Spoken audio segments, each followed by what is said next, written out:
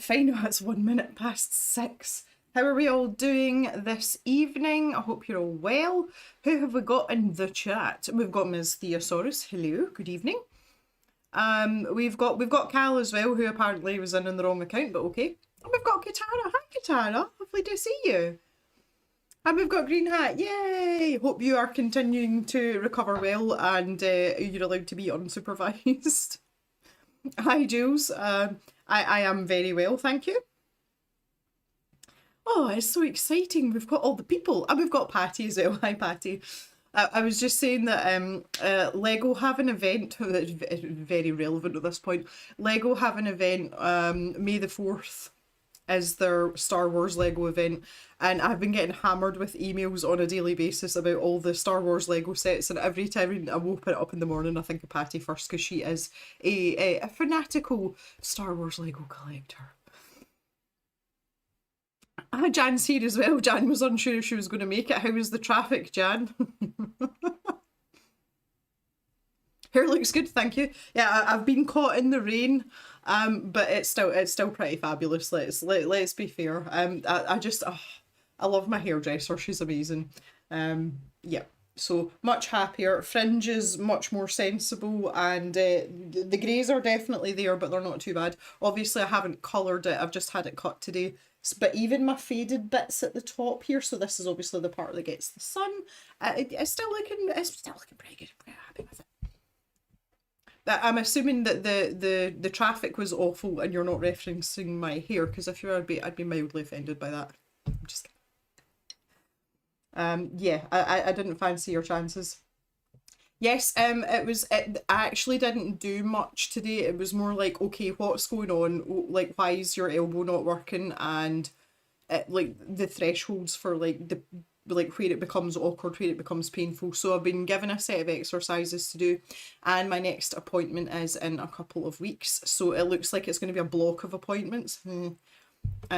So yeah, not anything that exciting today, honestly, but at least it's been flagged, and the physio was like, yeah, this isn't normal, you know, we would have expected you to recover. But also, given that I've got hypermobile joints, she was like, yeah, the fact that you can't straighten it, let alone like over straighten it the way you normally would, she's like, yeah, it's not good. She's really, really nice though.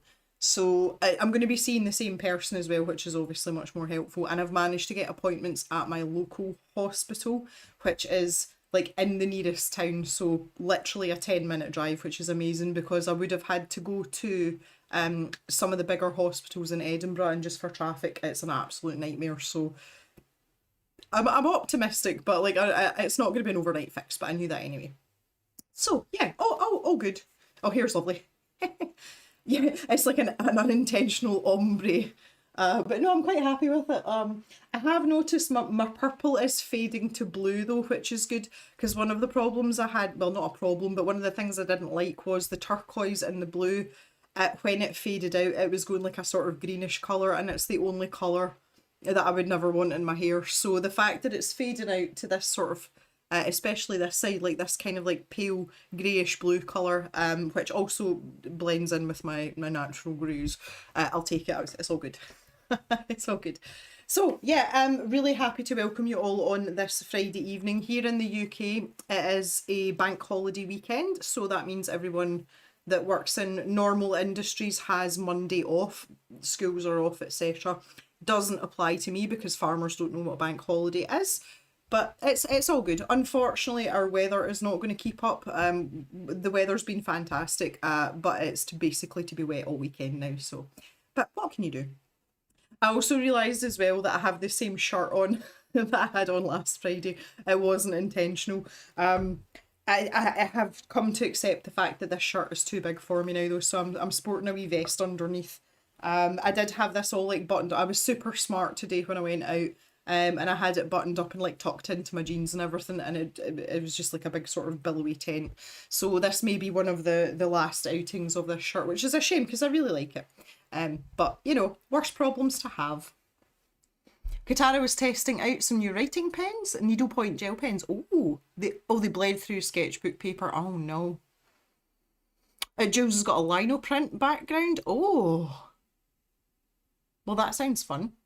You do, it's your Friday shirt. It's my springtime Friday shirt. Right, so let's get the camera sorted out here. So I'm pretty sure all of you were here last Friday, but we are continuing on with the French cafe from the Restaurants of the World series. So I'm basically going to pop this up and back there. It's like doing a jigsaw. It's like, you know, you stack it up for the reference image, as it were. So when we'd finished up last time, we were about halfway through. There's 9 bags, and we got through 4 of the 9, and this was the stage that we got to. So we've got this kind of funky paving going on, and we got our fancy doors on, which I really, really liked, and the wee windows with the same pattern.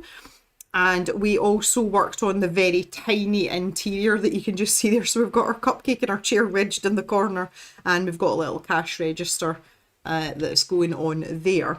So we're just going to get sorted out and get going. I did check with the shelf behind me, you know, where my big Lego buildings are. You know, up behind me there. And this does not fit in that gap at the end.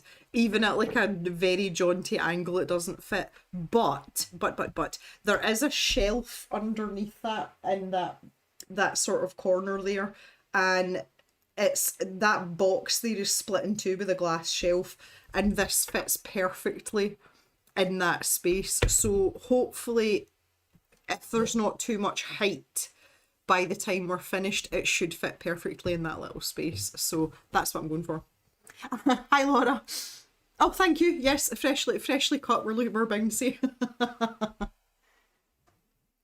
Cal helped her mum with a jigsaw of all the kings and queens of history.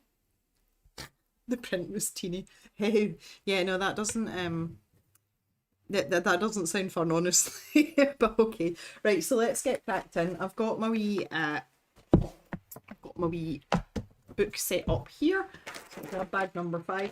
I'm drinking like a really weird like fruit tea. See if this has got fruit in it. It's been wafted past like 2 weekends ago last Friday. It's not great, but I've not had much tea today. I've been very busy today. I've basically just gone from one task to the next so I'm down on my tea quota, so I thought I would go for that because obviously my usual builder's tea with loads of caffeine in it maybe wouldn't be the best thing at this time of night.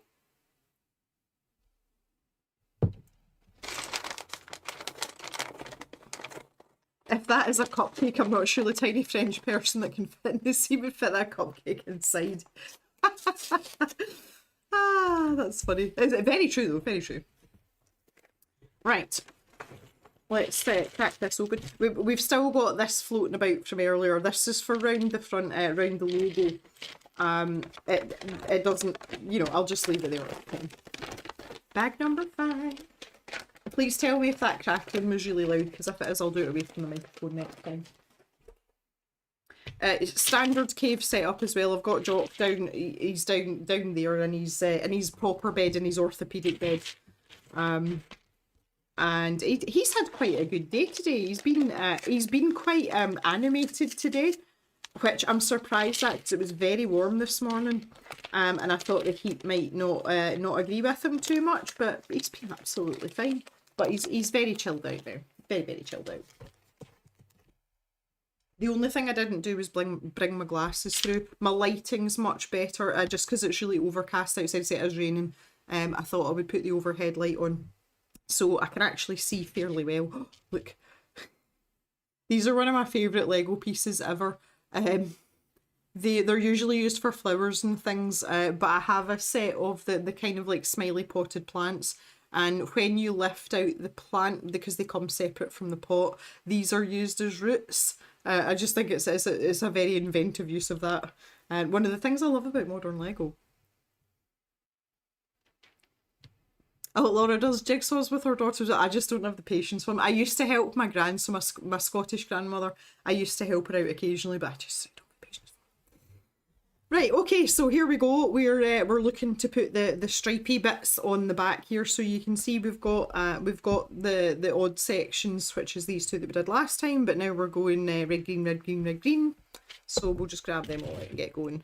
I have also cut my nails since last time. I lost a few more nails when I was helping out outside with the cows.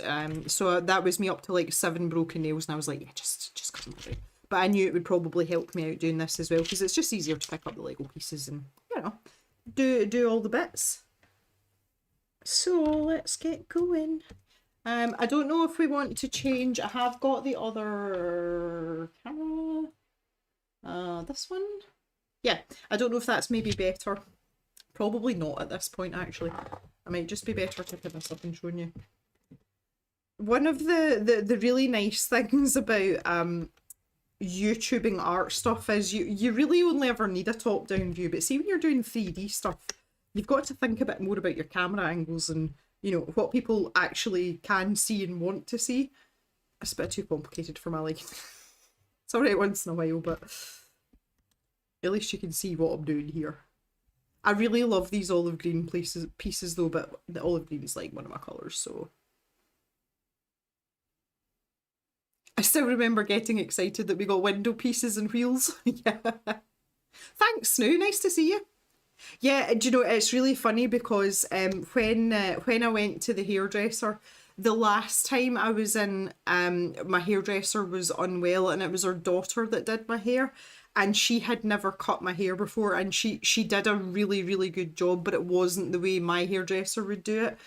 So when I went back today, my hairdresser was like, I can't remember how I cut it the last time I cut it. And I was like, oh, I'll have a photo somewhere. So I was scrolling through my phone, and there was loads of photos of my mum. You know, when I went back as far as when she had last cut my hair, and it was when I was putting together the memorial booklet. In lieu, because my mum didn't want a funeral, so we put together like a little, you know, just like photos and things.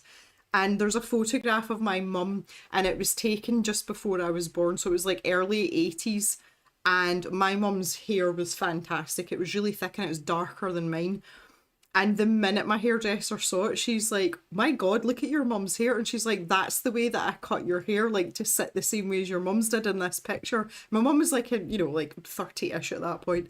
And she was like, well, I remember how to do it. So I thought that was really funny. But she said, you know, at that time, that style was still quite in. If you weren't like going for a perm, which was very popular in the 80s, that was still kind of the style the Farrah Fawcett cut. So it's really funny that you say that. So I did find the picture of the last time she cut my hair, and she's like, yeah, I remember now. And Duplo or Mega Blocks is about my limit. Yeah, thanks. Sorry, guys. I'll just do that. That's I can't really, well, I can angle it more that way. Is that better? Would you prefer not to see my bust? Not offended if you say, of course, I don't want to see it. I was telling my hairdresser about that today as well. She likes to dabble in art as well, and she's quite curious about live streams and things. So I was telling her today that, you know, we're doing Lego tonight. And I said to her, I was like, yeah, we normally talk about food and boobs and all the appropriate things to talk about in this stream. And she's like, well, that sounds quite fun. I was like, yeah, it is. Okay, so we need one of these, and oh, these are so much easier to pick up with a lack of nails. And we're coming down here now. I did try and warm up my hand a little bit as well. I had my exercise ball out earlier. I was just to try and kind of like get my fingers going a wee bit. There's not really very... See, for such a big pack, there wasn't very many pieces in there. Not that I'm complaining, but I'm just quite surprised is all. And we've got a wee brown corner piece. And another one then. Right. Okay. Let's do this thing. So that goes on there. Need to make sure I get this the right way round that way. That way? Yeah. Now, the thing is though, does that really make a difference what way round it is going there? I'm not sure. But we'll put it that way. I know I think the curved corner piece is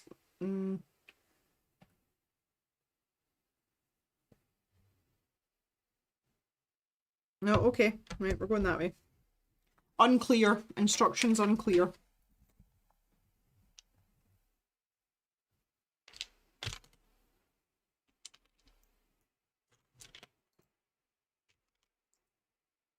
Oh, these are quite odd pieces as well. These are like little semicircular ones, but they're hollow in the middle, and then they're quite like knobbly on top. Don't come across those very often. Okay, so that way, that one's going on there.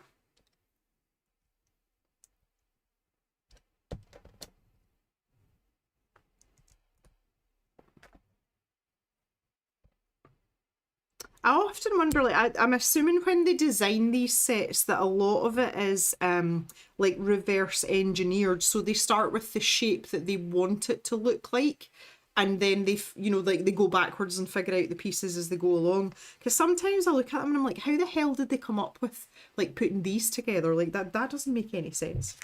So I've got to flip round here so that the front's back to facing towards me. So basically the front's at the front. And this is going on, so this angled piece, that kind of makes sense now. Because we're obviously going for something. Oh, I see what they're doing there. So does that fit on there? Oh, that's interesting. But there. Oh, so it's a curved piece, so you get like that swivels. Okay. We'll probably have to reposition that a wee bit, but that's fine. Little flower. Two clear round bits, and one of these cute little pieces that I like. And then another one of them. Okay.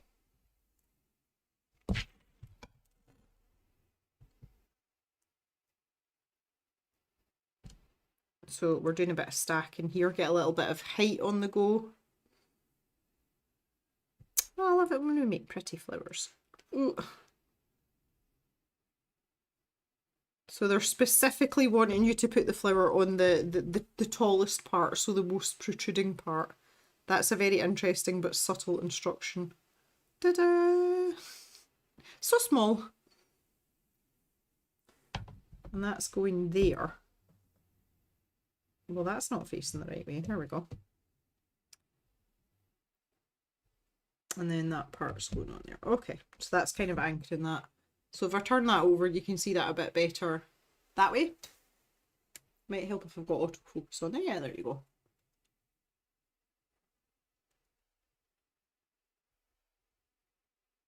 That seems quite sturdy. This is kind of cute though.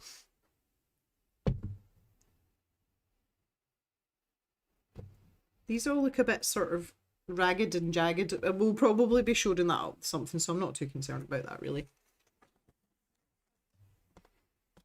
I find if the book instructions are not clear, the phone app helps you out. Yeah, quite a lot of people are advocates of the app.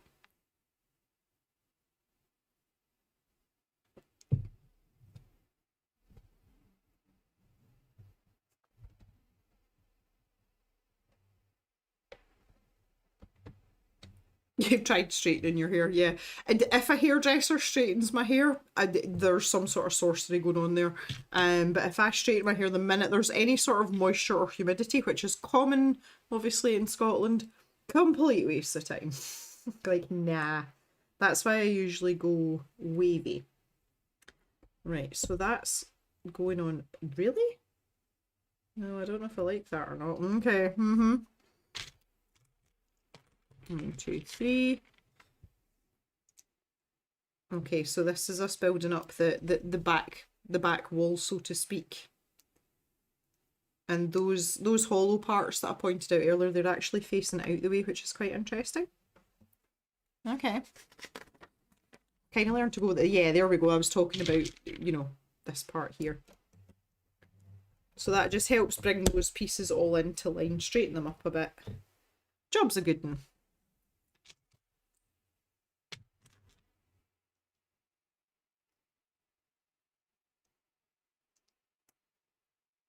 And we're coming on to the end here. Yeah, these steps are really straightforward. This is nice. You're kind of blowing through this. One of those, one of these. So I usually find it helps if I keep the actual build in the orientation of the instructions. I tend to find I don't find it easier, but it just goes quicker. And when you're doing really big builds, which is what I tend to favour, it's definitely helpful. Definitely helpful. And I think that's going on there like so. That kind of looks as if it's kind of floating about there. You know, there's a lot of gaps there. But trust the process. Again, just like arting. Trust the process. These guys are consummate professionals. So that's going on there, I think. And then we've got this one here.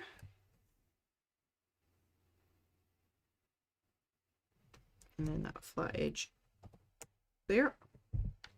That's an odd little piece as well, isn't it? Hello, Roseanne. How are you? Katara's hair is never thick, just long. It's long enough to sit on. I just like, there was a part of me that loved having like Rapunzel hair, but I have got so much hair and it was just too much work. And I got to the point, especially because, you know, I do a lot of practical things like, you know, working with the cows and running and, you know, and it just got to the point where it was just in the way. And I don't regret going to like a mid-length, although I still like my hair long, and I would say it is long, but very, very long. I just got so fed up with it. And it used to take me like an hour to dry it as well. And I'm just not up for that.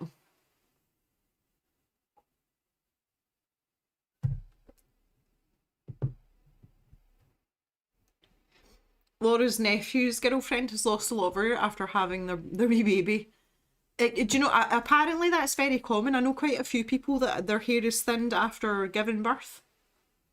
I think it's to do with hormones, and some people's like returns to its previous form and other people's just doesn't. I've noticed that hair thinning's quite a big thing for perimenopause and menopause as well. I have not been, because I am definitely in perimenopause. Not that you needed to know that, all of you, but no, I definitely am. But that's something that's just not reared its head. I think I'm ticking along okay for the moment. The great thing about shorter hair is it dries so fast, yeah, and that's why, like I've talked about when I had a faux hawk, so my hair was obviously still thick, but there just wasn't very much of it, and it was amazing being able to like rub a towel through it and then just kind of like flick your head about and you're more or less done. Like, yep, I absolutely love that about having short hair. And I would 100% go back there. Again, I've talked about this before though, but I lose a lot of the weight off my face like towards the end of where I would be at a normal weight. So I would wait until I was pretty slim before I'd do it again. I've actually got quite a pointy chin, believe it or not.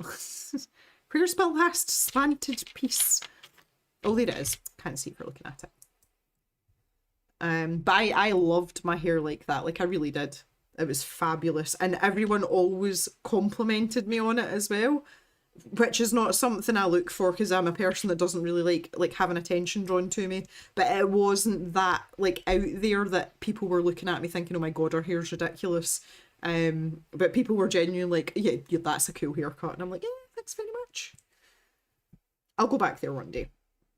Right, what the name of that way? Again, just checking my orientation. My orientation is correct here. That seems to be correct. Don't know what we're doing. That. We'll just pop that to the side just now. Now we've got was wee windies. So is this one? It must be. Oh, look at these little window panes. I love these. These are so cute. Like I'm really in love with these windows. Like I really, really am.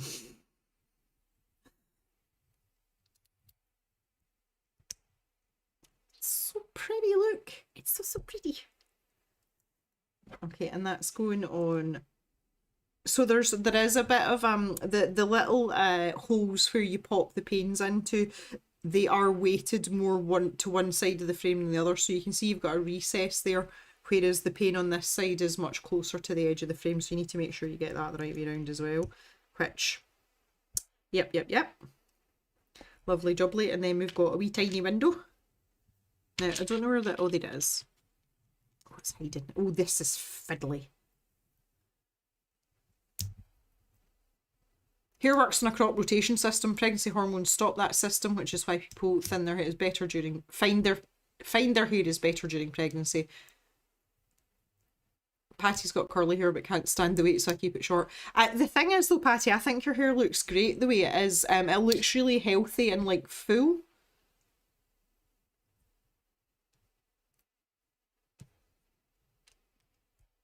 Well, also the other thing is I don't have much skin in this game, having never been one to birth a child. I can't really comment on stuff like that. But certainly for my family, on both sides, like my mum and my dad's side, nobody has ever had any hair problems because there's like massively ridiculously thick heads of hair on both sides of the family. So, you know. Right, that's the wrong colour. That's not helpful. I need the green ones. Pop these on here. When I'm not fat. Oh my god, what a sentence, Cal. My chin stroke jaw is very square. Yeah, so sometimes like maybe like a softer style looks good. You have a lot of hair but it isn't thick. Very common in curly hair though. People automatically assume that if your hair's curly that your hair's thick, and that is not always the case. Having had a best friend at school whose hair was curly, she explained that to me, and my hairdresser as well has curly hair.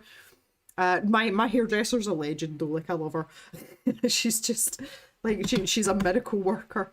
But interestingly, my last hairdresser before I moved, she had curly hair as well. And they seem to understand my hair better. Although my hair's not curly, it is very wavy. And they just know how to cut it so that it just sits.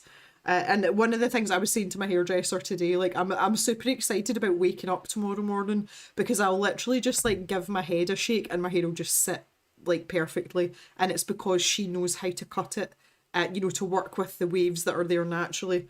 I love getting my hair cut. Like it's really cheered me up today, and it makes me feel like a new woman, like temporarily.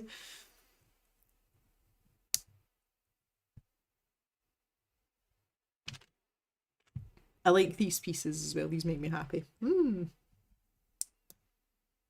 Okay, so these are going on that. Hang on. Yeah, this side.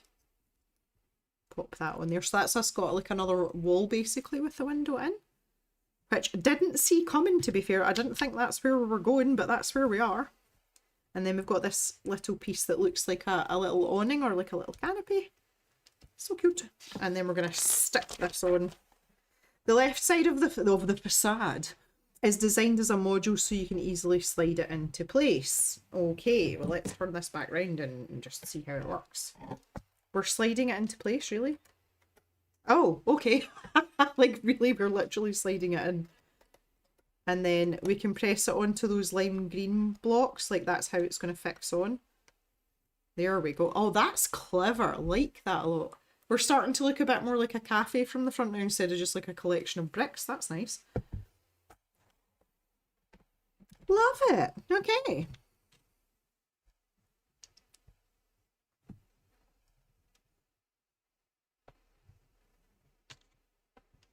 I think I'm going to shift this over this side. Save me like stretching across all the time. It's a bit like my conversation in the live stream on Wednesday about cutting across to put my brushes down on my... I nearly said tinfoil there. No, not tinfoil. On, on the kitchen paper. Tinfoil. I don't know where that came from. Okay. And then we're going to build these up. Think of this.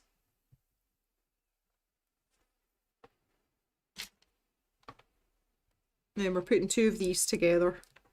So that builds a slightly different level. Two of those flatter pieces is not equal to one of like the normal size bricks. If I just show you there, it's like a third basically. So again, there's obviously reasons for this. We just don't really know what they are at this point.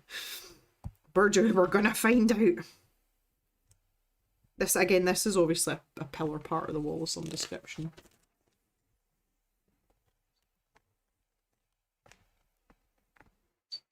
And this is going on this back part. Yeah, there we go. So we're closing off that end part there.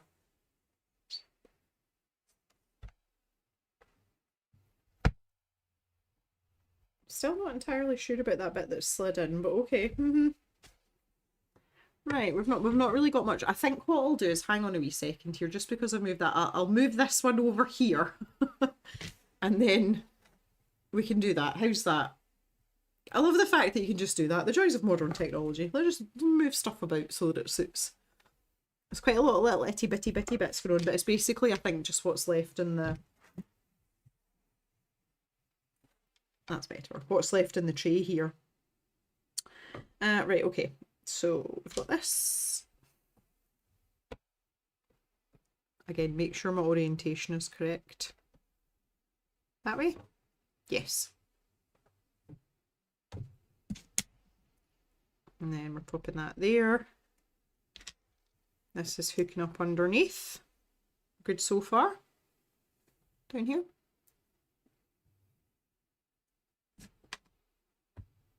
And then we've got this part. These always mess me up so bad. Like, I need to make sure that I've got them, like, the hinge the right way around, but also that I'm using the correct side as well. I can hear little birdies out of that feeder. I don't know, did I say this already? I can't remember if I mentioned this. I was talking to Mr. Jem like just before I started streaming. I've put mealworms in the feeder, which is the advice of the RSPB for the summer months to help stop the spread of avian diseases. And I'd had no takers at all for the mealworms, but I can hear them outside now, so maybe they're realising that there might be something tasty out there. I'll check after the stream though, and see how much has actually disappeared. Okay, where are we going with this? This way? Does that look right?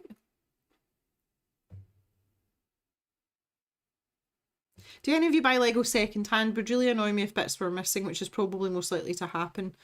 I buy second hand Lego all the time because I buy retired sets. So a retired set is a set that's no longer available officially from Lego, and I buy quite a lot of them on eBay. There's other sites that I frequent as well. Basically, the bigger the set, the more likely it is for there to be pieces missing, but accidentally. Anyone that's worth buying from will tell you that the set might not be 100%, and if you get a really, really good reseller, they'll say if there's anything missing, I'll replace them for you and not, you know, charge you to replace the pieces. I think I've had one set that had quite a few bits missing, but the gentleman did tell me that he wasn't convinced that all the pieces were there because they had a house move and things were mixed up and whatnot. The thing is though, for someone like me, I've got a box of loose Lego, so unless it's a really specialised piece, the chances are I've probably got one. But there is a site called that I use called Brick Owl, and you can order individual pieces, and basically it's just a marketplace, so you can pick and choose from wherever, and you can order the number of bricks that you want. So yeah, it is a concern though, and as I said last Friday, like I have this like panic in case the pieces are missing, because I feel like I can't continue on with the build until I've got exactly the right piece. In the past, I've tried to replace bricks, you know, if there's something missing from the actual build. Sometimes I've had one that's the correct brick, but it's the wrong colour. So I tried doing that as a, you know, just as a kind of placeholder, but you've then got to step back the build when you get the correct piece, whether you order it or whatever. And sometimes with the massive builds, it's totally not worth it because you have to basically pull like half of it apart. So it's a slippery slope and it's a bit of a tightrope, but generally my experience is very good. But again, I won't buy sets that are really, or they seem to be really cheap second hand, because the chances are it's Lego that's not been looked after.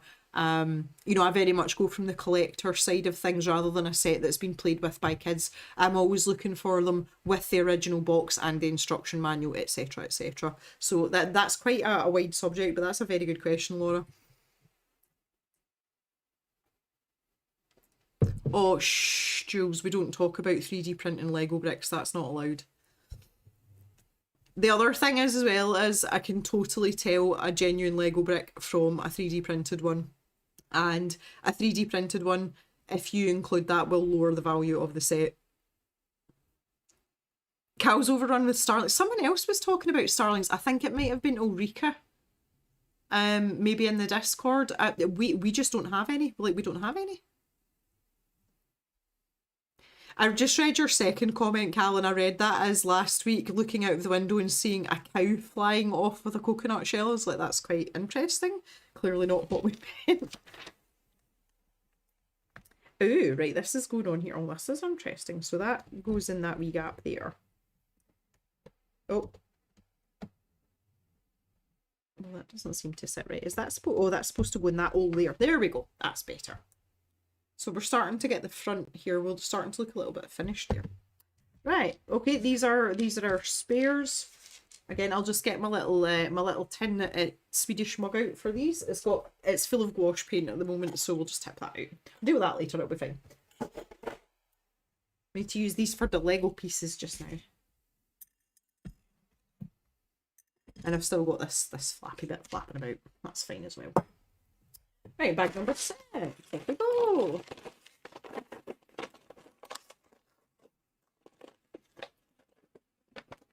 Hi Susan, how are you? Again, there's not very many pieces in this bag, and there's no little bag either, or a wee bag. So that's literally all we've got to work with for bag 6. So we've got 2 of these, and we've got this big bit here. Are these both the same size? Yes. And 3 clear double blocks. 1, 2, 3. Oh, this is getting interesting now. Okay. So that's going to go in there. And then we've got one of these either side.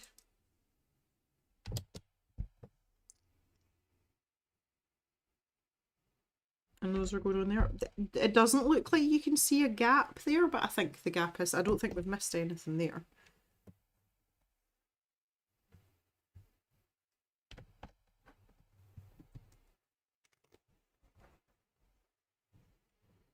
How's Cavan? How's Cavan?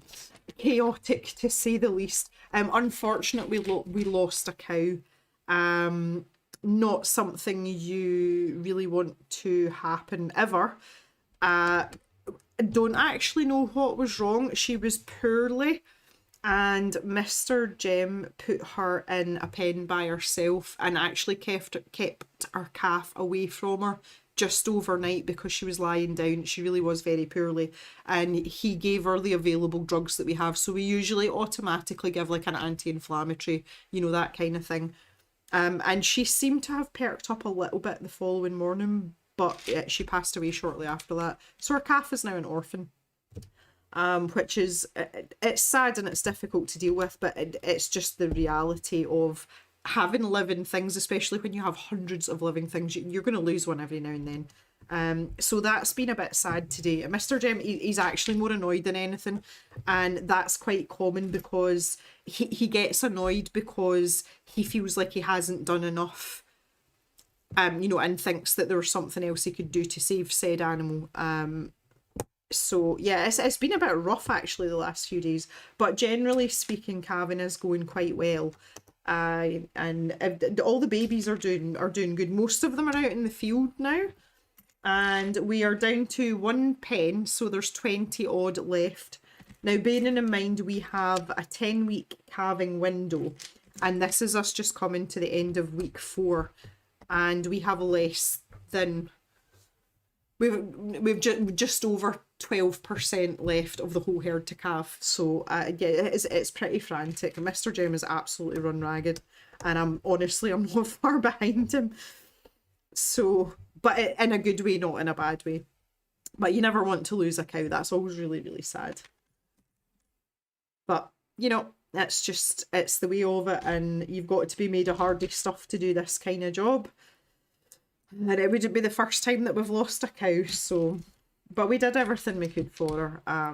But there are limits, and we don't have the same medical technology and medical care that we do for humans. You know, it's kind of like a step behind in terms of technology, etc. But that's just the way of things. Lego is very new to me. This is Laura. So value all of your opinions. Sorry, can you remind me of the site where you buy individual pieces? It's called Brick Owl, as in hoo owl. If you just type that into Google, it'll take you there.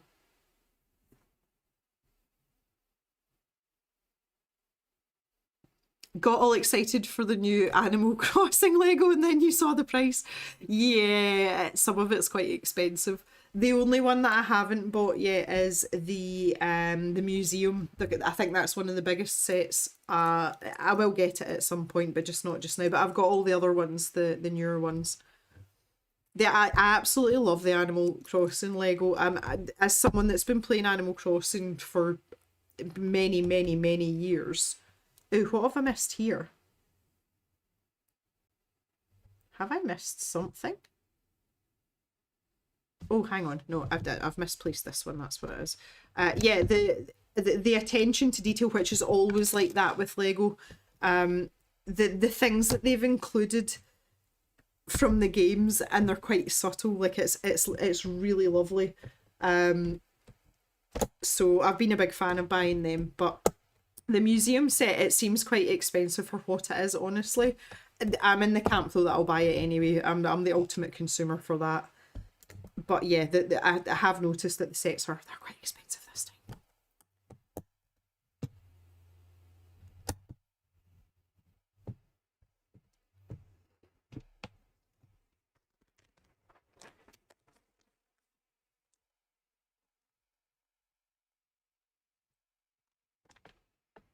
There's a new Tommy and Timmy one coming out on the 1st of August. Yay! We like Tommy and Timmy much better than Tom Nook, because Tom Nook's a crook, obviously. Tommy and Timmy still have their innocence before they start robbing people blind like their uncle.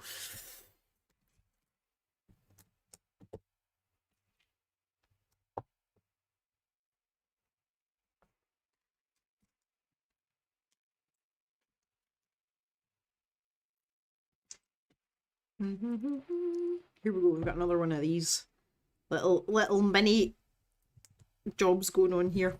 Oh, make sure those see those, but that isn't level at all. Like I need to kind of like, oh, was it a jaunty angle?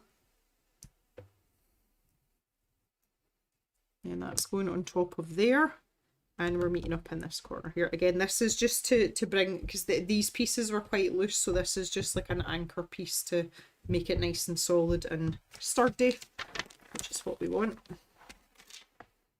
And we've got the two of these, one of these, one of these, and this one. Don't forget the little tiny piece.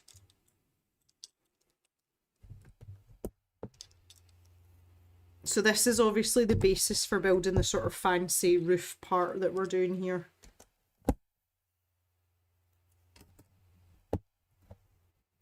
That one goes on there. Ta-da! So you can see that that's kind of like starting to build up at the front now.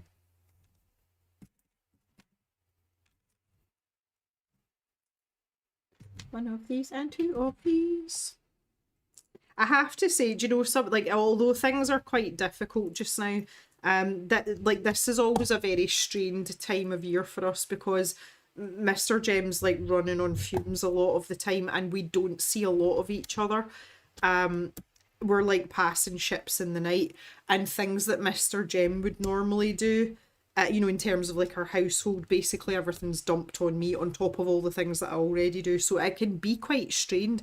But I have to say, like, I'm actually, although I'm tired, I feel quite sort of energized and I'm having a really good day today. I've been in a good mood all day, which at this time of the year is quite a novelty.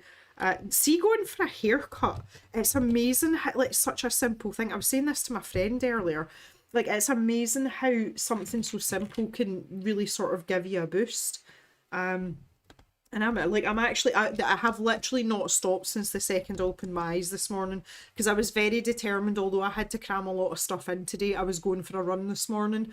So I opened my little eyes at 6:30 and just basically like Jack in the Box out of bed and put my running gear on. I was like, because if I don't do this, I'm not going to go, and I'm absolutely going. So I literally like been on the go since 6:30 this morning. But I'm not any worse for wear for it. I'm hoping I'm going to sleep really well tonight as well. But see, just getting my hair cut, like I feel like a new woman. It's great. But my hair was really bugging me, to be fair. But it's nice that simple things like that can really sort of give you a bit of a sort of power up, as it were. Oh, right, wait a minute, what are we doing here? Oh, so that's going on the end. These are funny little blocks as well. So they're like semicircular on one side. And then they've got an obbly bobbly bit, and yeah, like that. I mean, we're doing two of those, okay. I can do this.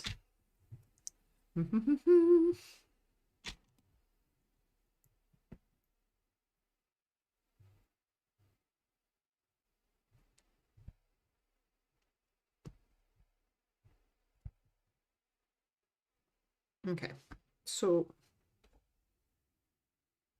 that's good. Oh, they're going there.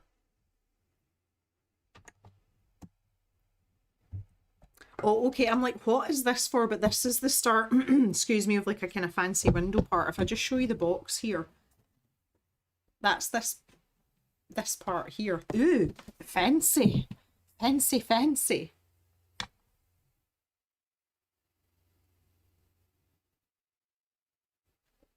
Do cows get eclampsia? Yes, they do. It's usually it's not, I don't know. You wouldn't diagnose a cow with like preeclampsia or eclampsia. It just usually comes under labour and or pregnancy complications. The thing with cows is that they when things start to go wrong, they're a huge, I say a huge fan. That is a terrible, terrible turn of phrase.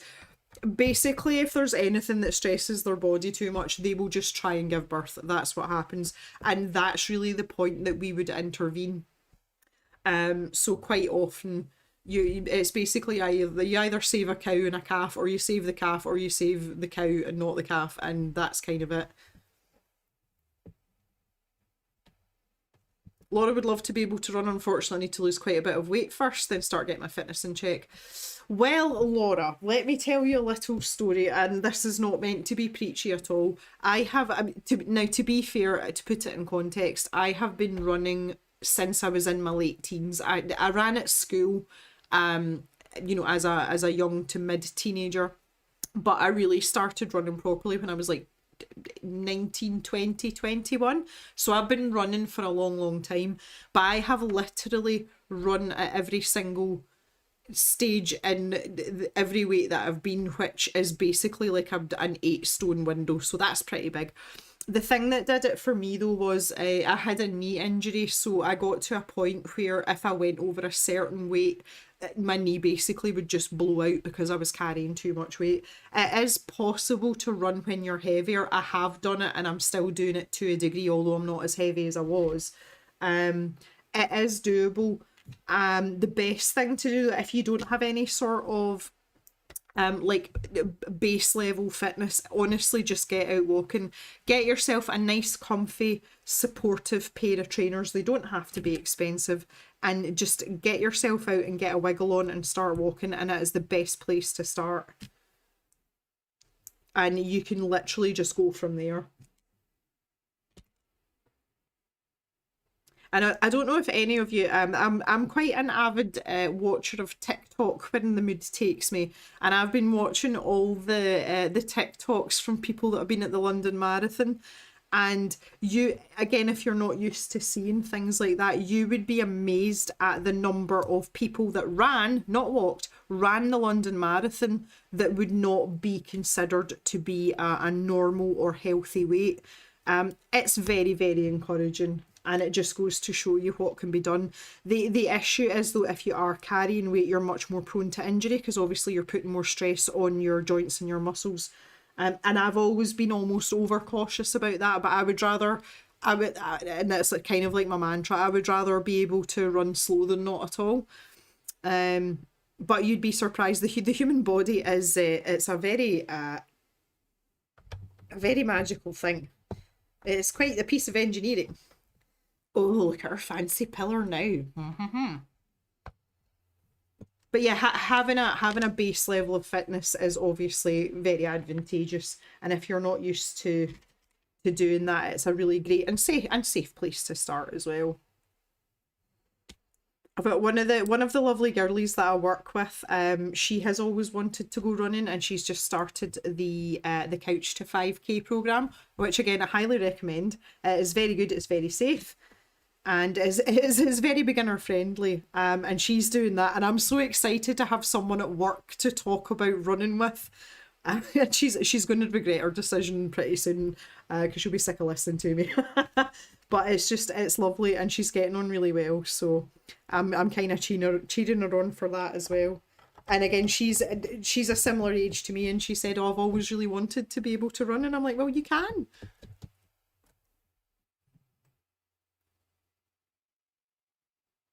It is possible to be fit and heavy. Well, that's the way I would describe myself just now. I mean, and I whacked out like 5 kilometers this morning, and at one point I was running a 9:20 mile. That's quite. I mean, I didn't run it for the whole mile, but I was doing it like that, and that's reasonably, reasonably brisk, shall we say? You can absolutely, but you have to have that base level of fitness. That has to be there. Weight is just a number. Too much focus is put on fitting people into boxes. I agree with that to a degree, Jules. The problem is, though, longer term, it does have an impact on you. The more weight that you're carrying, the more that it's going to impact things like your joints and the chances of repeat injury. But you absolutely, I mean, you can be fit and not, like, we'll say thin as a rake. You don't have to be like a wee skinny thing to be fit and healthy. And I think you're absolutely right. Again, I refer back to my conversation with the doctor. Like, it was just ridiculous. And I find it now in my 40s, as someone that's been running for a long time, see, if you don't address it, it will come back and bite you in the bum at some point. And it is better to be lighter. Like, you're only doing yourself a favour by it, honestly. See, I can barely walk to the kitchen without pain. I'm going through physio. Oh no. There's nothing weird. Are any of us not going to the physio? I just wonder at this point what the situation is. Right, okay, anyway, we've got our lovely little pillars. I kind of got on my high horse there. I didn't mean to, I'm sorry. It's something I feel very passionately about, though. Good God. Was I supposed to put... Oh, yeah, hang on. I forgot to do the last step. That's because I was too busy having a rant. Come on, Jem, pipe down.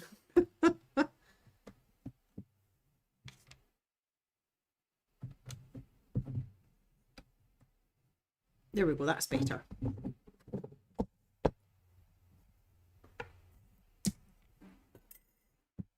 Bag number 7.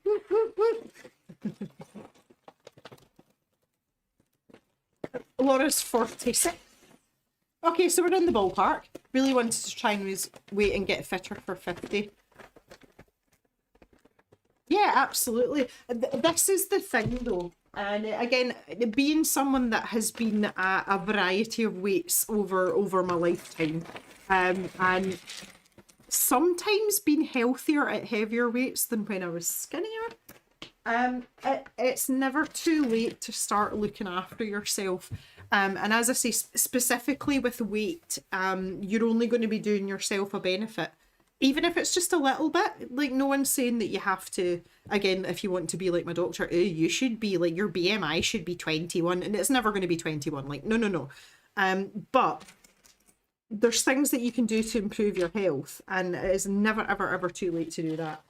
So I highly recommend it. But I mean, I'm not fanatical in terms of being healthy, because honestly, I mean, my lifestyle for most of my life has been incredibly unhealthy. Bearing in mind I'm an ex-smoker, like the alcohol, but I have always been physically active because I enjoy it. I like being outside, and obviously I've always liked to run. And even if you make one change and it benefits your health and you enjoy it, then it's, you know, it's definitely a good thing to do. Absolutely. That one of the things as well, I think, is Mama Jem, she had quite a lot of regrets that she didn't do something sooner, because my mum spent quite a lot of her life substantially overweight and, you know, like quite heavy. And it was only really as she got much older, and I'm talking like into her 60s, that she really started taking it seriously, because she ended up having to have a knee replacement and ultimately ended up with heart issues, which weirdly wasn't related to her weight. Apparently it was a genetic thing, but that's beside the point. And she often said, you know, when she was in her 60s, that she wished she'd maybe done a little bit more a little bit earlier. So that always kind of sticks with me now as well. I'm never going to be this super clean eating, like health freak or anything, because at the end of the day, I love food and I like drinking alcohol. That's never going to change. But I do try now. You know, I'm in my early 40s now, and I feel like, you know, there's things that I can do that it's not too much out of my way that'll, you know, just sort of make me feel better if I'm spared and live into my 60s or my 70s or whatever. Every little helps, as the old saying goes. Is this the right piece? No, it's not. I'm like, that doesn't look like it'll fit in there, but that's because it's the wrong bloody bit. There is. Ah ha ha ha! Found it. Oh, I've got that the wrong way.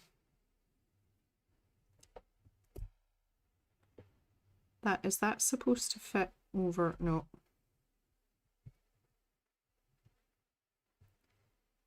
That just seems quite awkward. Okay. I'm not convinced about this. It's like a wee flag floating about. Wee you, wee you.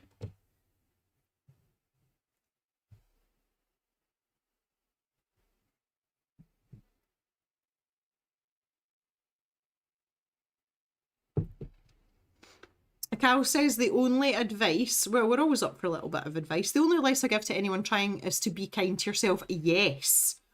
Hold yourself accountable, but don't shame yourself for being human. Yes. I think that is probably the loveliest and most practical bit of advice. I am the first person to admit I'm really hard on myself, and Cal's advice is solid. Absolutely solid. Jules, the only time she hit her target weight was when she was 9 months pregnant. My goodness. Just let the children chat. Cal says she's also not in physio.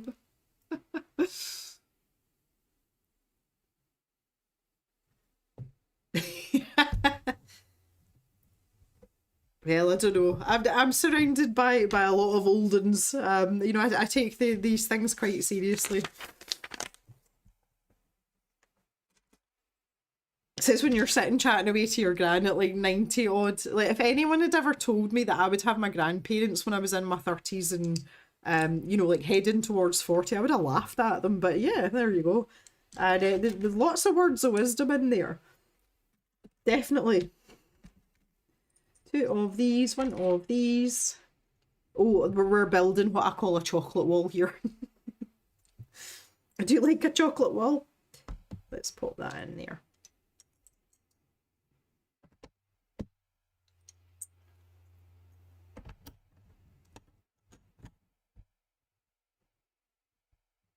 Laura, I've looked 9 months pregnant for the past 15 years.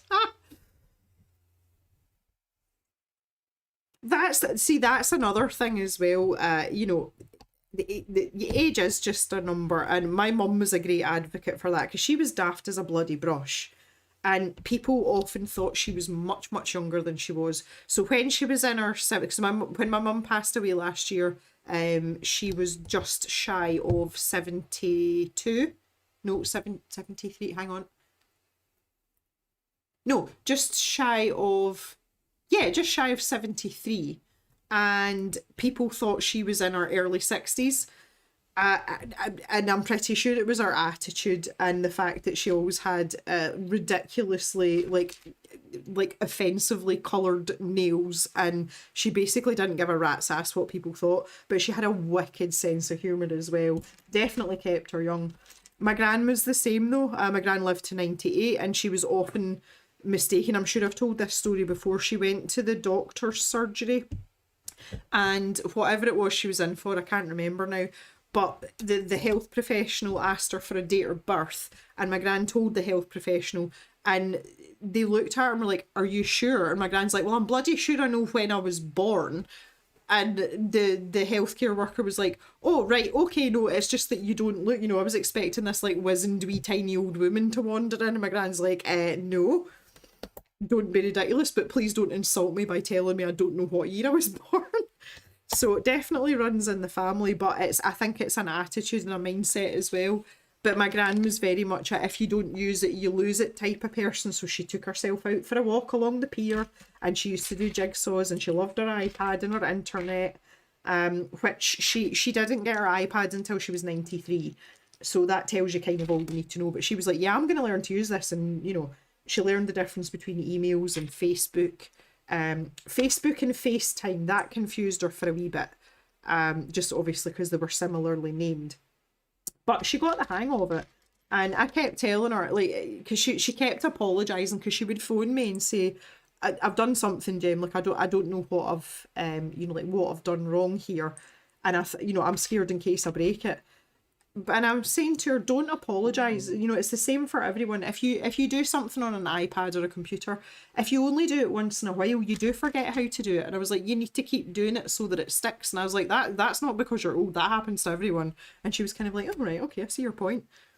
But yeah, definitely kept her youthful. And I would like to keep that mindset for myself as well. Like, I'm going to keep running as long as I'm physically able to. The same with painting and drawing as well, because those are the things that keep you sharp and keep you going when you get into your, your old decrepit 90s. Honestly, don't think I'll be around in my 90s. I think I've probably abused my body a bit too much to have that privilege, but you know what I mean. Okay, so where is... Oh, this one's going here. So we're kind of building up this layer here.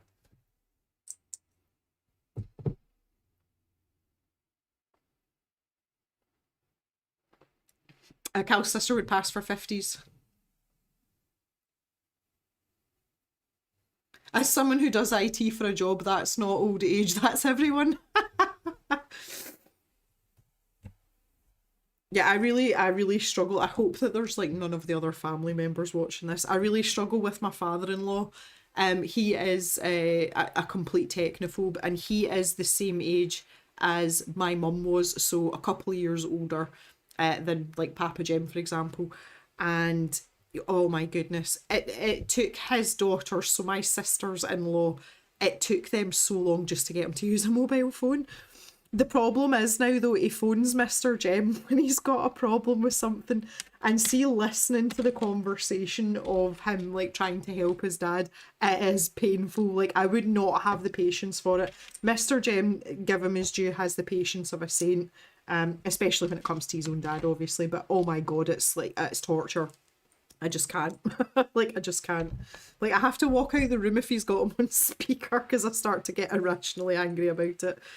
And I don't understand, because obviously in my mind I'm thinking about my grandmother, who was 90 odd, and knew how to send an email and FaceTime someone and send a DM, you know? Like, I'm like, what is wrong with you?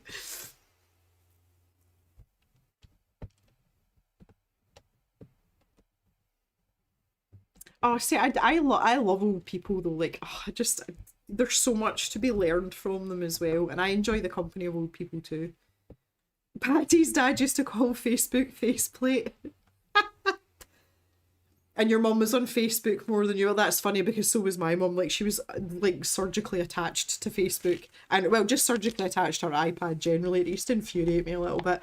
But when she was unwell, because she was unwell for a spell before she went into hospital, that was what kept her going. So I don't hold any grudges about it. But see, she always used to have her nails done, and you'd be sitting in a perfectly quiet room, and all you could hear was my mum. And it was her nail tapping on the screen of her iPad, and I'm like, "Will you stop doing that?" Like, shh. Funny. And I tell you what, see her typing speed. Oh my word, it was like lightning. And I'm like, "Mum, you can actually like type or like text faster than me." I'm like, "That's outrageous."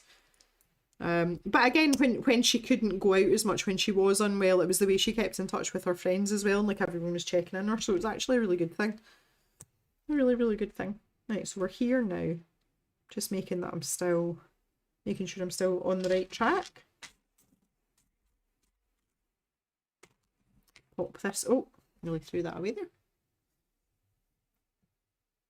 Thanks, Jem. Patty and I like you too.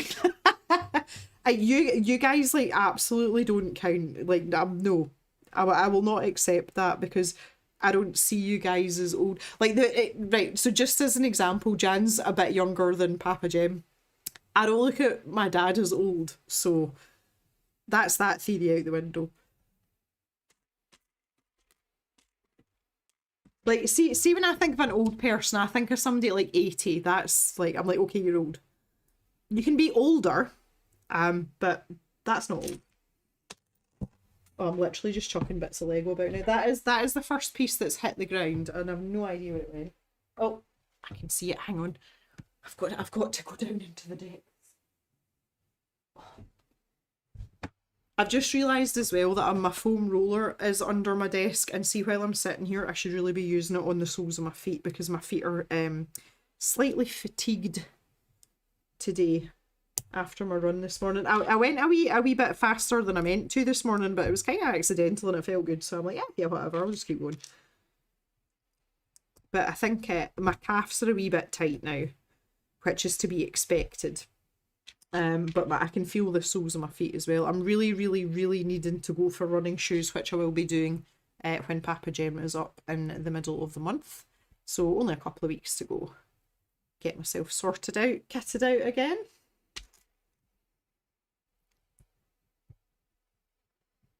You should be called Facepalm most of the time. I really don't like Facebook. Like, I really, really don't like it. I understand why people use it though, and it does tend to be people of a certain demographic, shall we say. Put that on there. Where's that going? Oh, this is going on this side. So what's this? Oh, this is to put our fancy awning on. Oh, look at this. Oh no. So that's going to clip on there. Those clips are, oh, they're the right way. Okay. Let's make sure that's fixed on properly. Oh, happy days. Lots of little bitty bits to do now. Jem, maybe stop digging now, mate. Laura worked as a secretary for older adult mental health, so a lot of our patients have dementia. Some of the stories are heartbreaking. Oh, I know. Yeah, I can imagine that must be such like a tough job. Like, people say, oh, like farming's really hard and blah blah blah. I would find it like there's certain jobs that I absolutely could not do, and I tip my hat to anyone that does do them. I have the like utmost respect for anyone that works in human health, because I couldn't hack it, honestly. I couldn't do it. It doesn't help that I don't really like people most of the time either, though, to be fair. But I can't imagine, like, see, being a nurse, I looked at the nurses on the ward where my mum was when she was in the specialist heart unit. So if you're critical, the nurses are one-on-one, and if you're moved out of that critical status, it's one nurse to 3 beds. And those nurses, like, oh my word, they see if they could have cut off their left arm to help a patient, they would have done it. And I just find that absolutely astounding. Especially, and obviously it was very emotive at the time because it was my mum that was lying in the bed. But also, like, you know, anyone that works in emergency services or has to or works with like mental health or anything like that, like, absolutely utmost respect, hats off to you. Could not, can do it with animals all day long. If you give me all the animals to look after, not a problem, can do it standing on my head. But see, when it comes to people, it's like a hard no from me. Which is kind of unfortunate because I'm a human myself and I might need that help someday. But it's just not a job I could do. And I think that everyone is woefully underpaid for it as well. And I feel quite strongly about that. Right, is that, look at that's okay. Just checking that I'm going in the right direction here.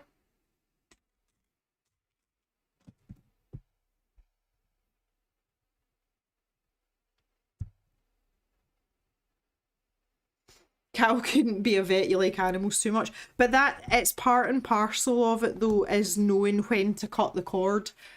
Sometimes it's kinder to put an animal down or let an animal go, and that's something that, you know, I'm obviously very comfortable with.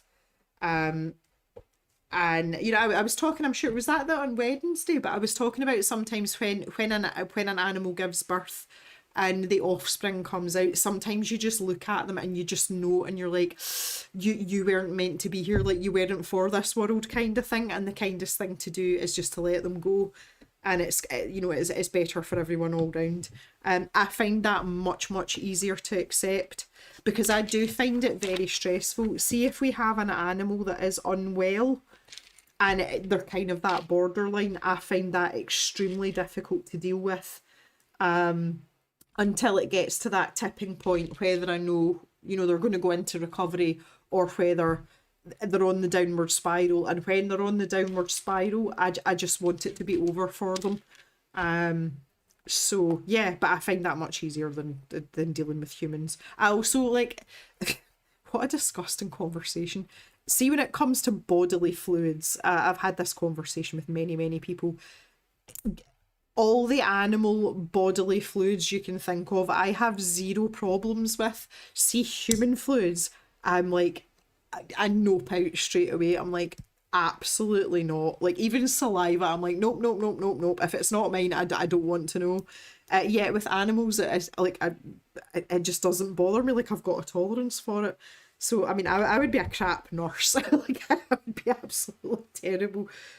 But like, yeah, it's like, and I'm sure I've told this story before as well. The first calving that I was involved in. So this is when I was a farm labourer. We ended up having to get the vet out. I got afterbirth in my eye that day, and I was just like, it didn't bother me at all. And the vet's like, this is a pretty rough first calving for you, and I'm like, it's fine, just wipe it out, it's okay. Whereas most people would be absolutely horrified by that. Right, I'm wondering what's going on here, because these bits go, oh, they've got little hinged parts there. Interesting. I'm assuming, again, if I just show you the box, that's going to be to create this sort of archway, because we're going to need some sort of leverage there for that. You'd care too much. You kind of, like, I don't want to say conditioned, that's maybe too strong a word, but you do get used to it. But again, I think it's, you know, living in the countryside and being part of a farming community, you just understand and accept the nature cycle. Like, things live, things die, and that's just the natural course. That's the way the world works. So you become a little bit more accepting of it.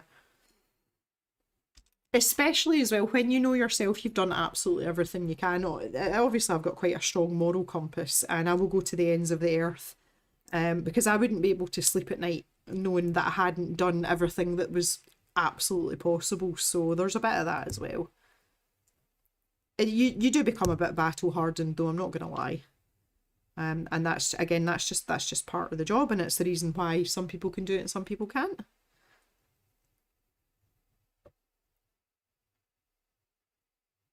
Irene likes animals. We were laughing at lambs playing and we're deciding which one was mint and which one was sauce.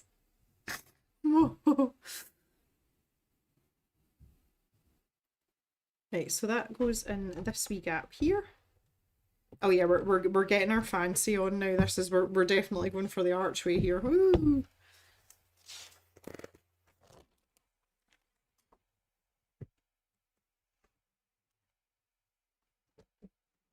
When Jan was a CFR, I recall holding an old guy who kept being sick, and I was surprised how fine I was. Oh no, no, no, no, no, no, absolutely none of that. You can just take that and bugger off in the opposite direction. I'm not doing any of that.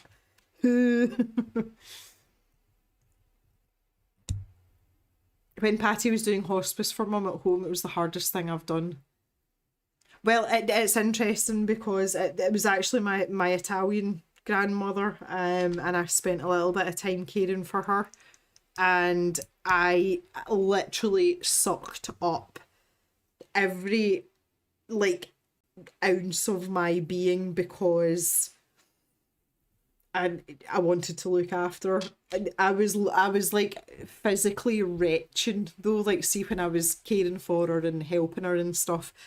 And the expression that we use in Scotland is that something gives you the bulk, it makes you go Ugh! And like full on bulk mode was activated.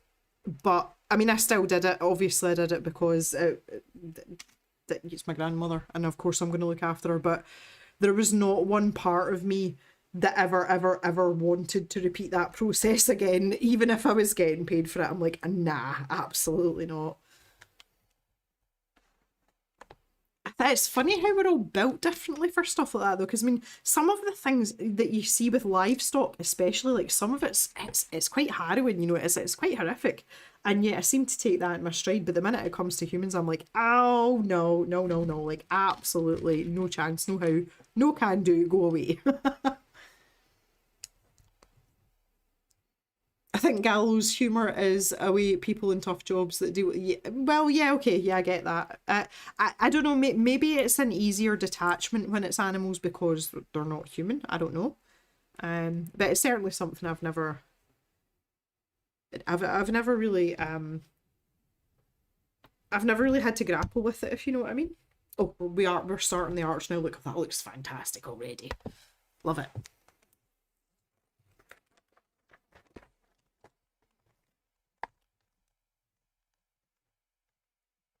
Cal's fine with all the fluids. Plus, I wasn't involved with my gran, as in my Scottish grandmother. And there was still involvement there, obviously, and it was just like sort of because she was at home for the last few days before she went into hospital. Um, but with my dad's mum, my Italian grandmother, it was a lot more hands on. But the thing is, we asked her because it was my dad that took care of her. He was like the sort of primary carer for her, and I remember asking her one day when we brought her home from hospital after one of her many stays, and I actually asked her. I said to her, I was like, no, do you want me to look after you, or do you want Dad to do it? Like we gave her the choice, and she was like, no, I want you to do it. And it's like I'm not gonna say no to my 4'11" squishy little Italian grandmother, like no way. And she just wanted me there, so yeah, that's absolutely. It doesn't matter how much it grosses you out or biffs you out, like I'm still gonna do it. Again, it's back to your parents, and well, in the Italian culture as well, your grandparents, they look after you so much, and it's respectful and expected that you return the favour when the time comes. So I had zero issues with it. It wasn't pleasant at all, and I did want to like throw up in my mouth a bit, but you got to do what you got to do.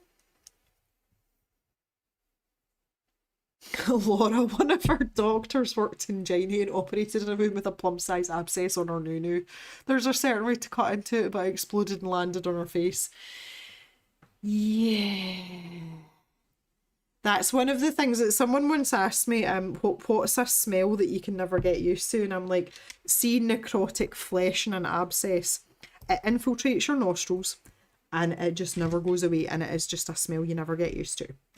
And the problem is with like bovine abscesses particularly, they're usually like 5 or 6 times the size of the ones you'd find on a human. Yeah, it doesn't make it any nicer. Like, Katara, I can deal with fluids. It's the solids I can't handle. Ew. Ew.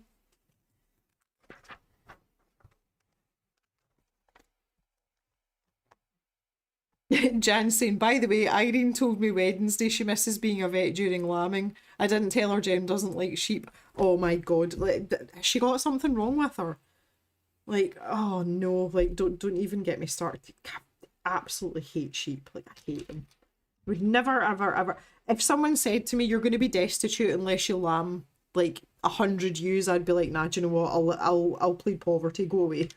I'm just again like a complete lack of patience. They're the stupidest animals, and I just can't be doing with them. Thankfully, I haven't had to lamb a ewe for a number of years now. I'm very happy about that. I'm extremely happy about that, and hopefully it stays that way.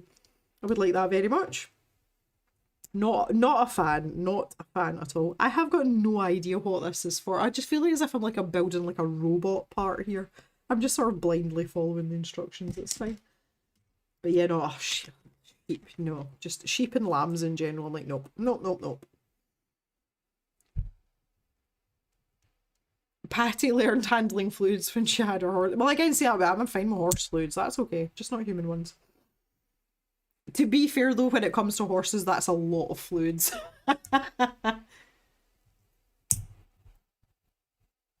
Leg ulcers can stink. Well, I have to say though, the good thing about it is though, I mean, it's not entirely the same thing, but you know, at the end of the day, we're kind of like made as this of the same flesh and blood and certain parts of DNA as the animals. It's set me in really good stead for, you know, minor medical things, and I've had lots of experience patching injuries up as well. Like one of Mr. Jem's friends. So this is Mr. Jem's friend that's getting married soon, and we will be attending the wedding. What is this part on here? Oh yes, one of these little bits. I knew there was something missing. And when he was an employee of Mr. Jem's, he cut his hand quite badly, and he came into our utility room. This was in the old cave. And he was standing there with his hand, and he was kind of like being a bit of a pansy. It was quite bad though. And the first thing I said to him, I was like, for goodness sake, stop bleeding all over my floor. Put your hand over the sink. And he just kind of looked at me like, I'm going to bleed to death here and you're concerned about your floor. I knew he wasn't going to bleed to death. And I was just like, oh, for the love of God, like, put your hand over the sink. Like, not phased at all, but he was obviously very, very disturbed by that. But I took one look at him. I was like, yeah, I can't stitch that up. It's in a weird place. It definitely needs proper stitches. You need to get yourself to the nearest minor injuries unit. That was quite an interesting one. But it was the expression on his face. He's like, oh, how dare you? And I'm like, yeah, nah, not happening. But stop making a mess because I've got to clean it up. Funny. The fact I'm laughing about it just shows you how ridiculous it is. It tickled me no end. Okay, like, where is this going on this contraption? I feel like have I put this the wrong way? No, I haven't. There we go. Look. Like what even is that? What is it?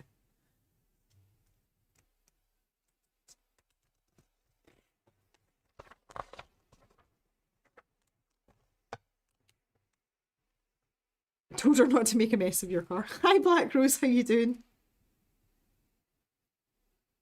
Vaseline up your nostrils. Well, the one that I learned, and it's from being a chef, is when you're breathing, don't breathe in through your nose, just mouth breathe, and that stops, you know, the infiltration, for want of a better phrase. Oh, I'm past the point of knowing what's going on here. Right, we've got another one of these to do. And that's a thing I learned from cutting onions. So if you're cutting a raw onion, do not inhale through your nose, just breathe through your mouth, and that stops your eyes watering quite as much. And it does work. It does work. The other handy hint I've got that's not related to that at all is if you've been cutting something that's got a really strong smell like onions or garlic, if you rub your hands on the inside of a stainless steel sink, it instantly takes the smell away.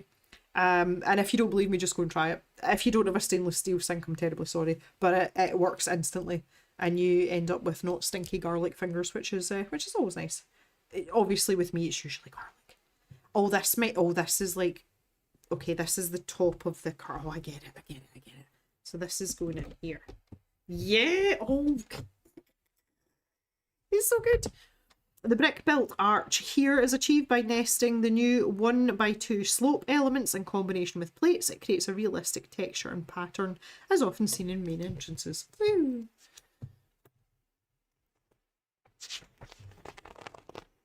I learned with onions, don't cut the hairy end.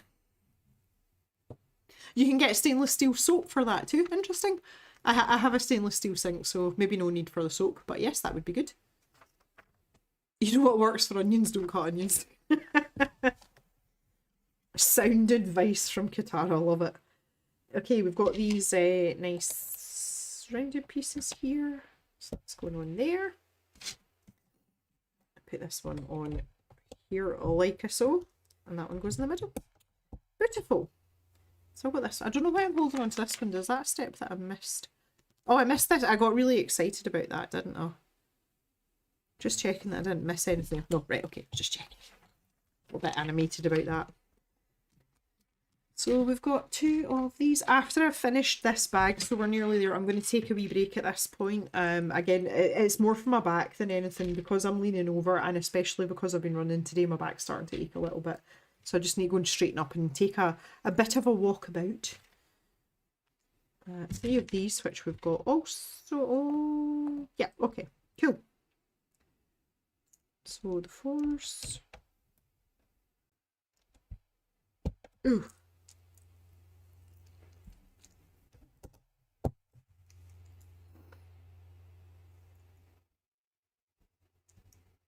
Like, am I putting this on the right part? Apparently I am. Ooh. And 3 goes on there. And 4 on there. This little bit on the end. Oh. And my 2 little blue circles. Can you all see that? Daddy Bear's phone. Daddy Bear did not listen earlier when I told him I was live streaming this evening. Aha, there it is.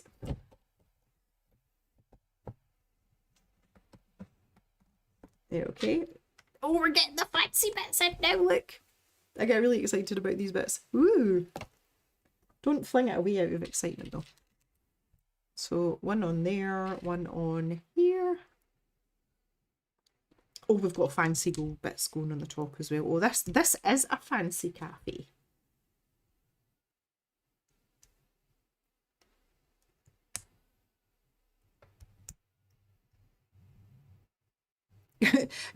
Jan's been stalking my runs.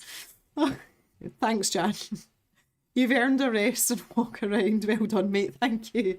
That's it. It was kind of accidental today, but there were points today where I saw a tiny glimpse of where I used to be when I was running, when I was actually like moderately fit. So that was actually very, very nice to see today. And I felt good afterwards. Like, it wasn't like, again, another expression that we use in Scotland, I wasn't blowing out my arse afterwards.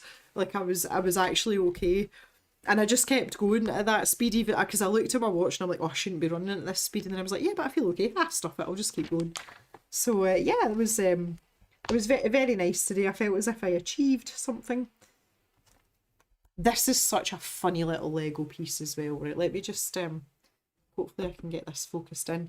It looks like a tiny like car almost.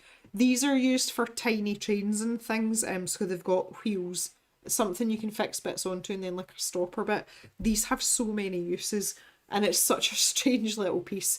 Obviously it's been gilded for this purpose, and it's going to form part of this you know, like fancy logo on the front. But look, like, look at that. It doesn't look out of place at all. It just looks perfect. More Lego genius from the Lego people. There we go. It's starting to look pretty good, isn't it, Katara? And that's the thing, like, because to begin with I was like, oh, this is looking pretty like basic, but now we're getting into the fancy pants bits. Right guys, that is the end of bag 7, so I'm going to take a wee break here just now, go and stretch myself out a wee bit, and maybe get something to nibble on. I'm kind of starting to get a little bit hungry. Obviously you now have permission to talk about food, as you always do in these intermissions, and I'll be back. It might be a few minutes, but I'll be back just shortly.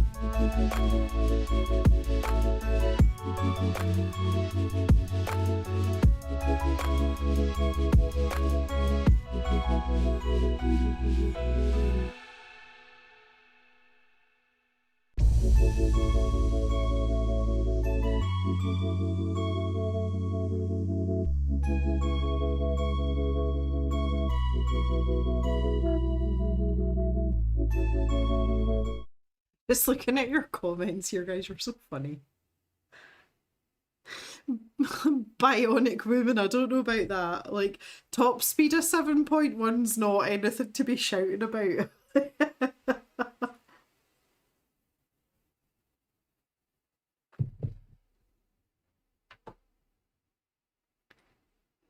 Oh, bye, Cal. I don't know if you're gone or not, but thanks for coming. Really appreciate it. Time for a cup of tea. Jan's had tea, so she means dinner for those of you that aren't that way language inclined. Marks and Spencer's tomato and basil soup. Ooh. A Green Hat had spag bol. And Patty's having a hamburger. I've never tried Marks and Spencer's soup. I tend to just make my own soup, to be fair. The soups make a great pasta sauce too. Deep breaths. Oh no. Jan, don't tell Jem that or we'll get an Italian food rant. Yeah, no, sorry. I won't go there. I won't go there. 7.1 is bloody good when you only walk. Yeah, but I don't only walk, that's the thing. And then there's me, says Black Rose, just hiding tonight and watching without chatting much. Well, that's okay, Black Rose. If you want to just like sit back and listen to the banter, that's absolutely fine. You know, we're very relaxed here. There's no participation required. It's not mandatory. It's all good. It's okay. That's fine. Right, let's get it all going on. Bag number 8. I'm really motivated now, see, because we've got this lovely arch. I'm like, oh, I made it pretty. This is when I start to get really excited about my Lego.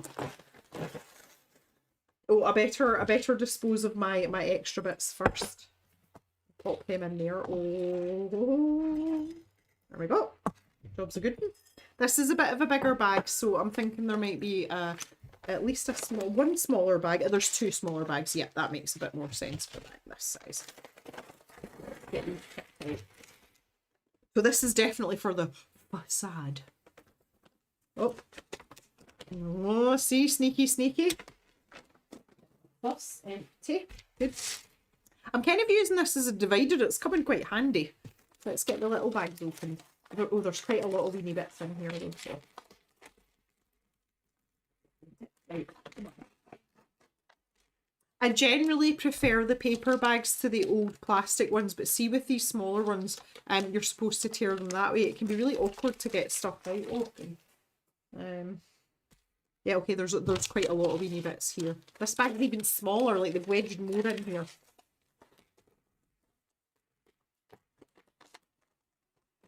Oh, don't you sneak over the line, you're not allowed. There we go. Oh, there's another bit, hang on. There we go. Yeah, lots of little bits. Okay, so this might take us a wee bit longer because there's lots of itty bitty bits, but that's fine. Yeah, so just a last word on the running situation. I am not running tomorrow.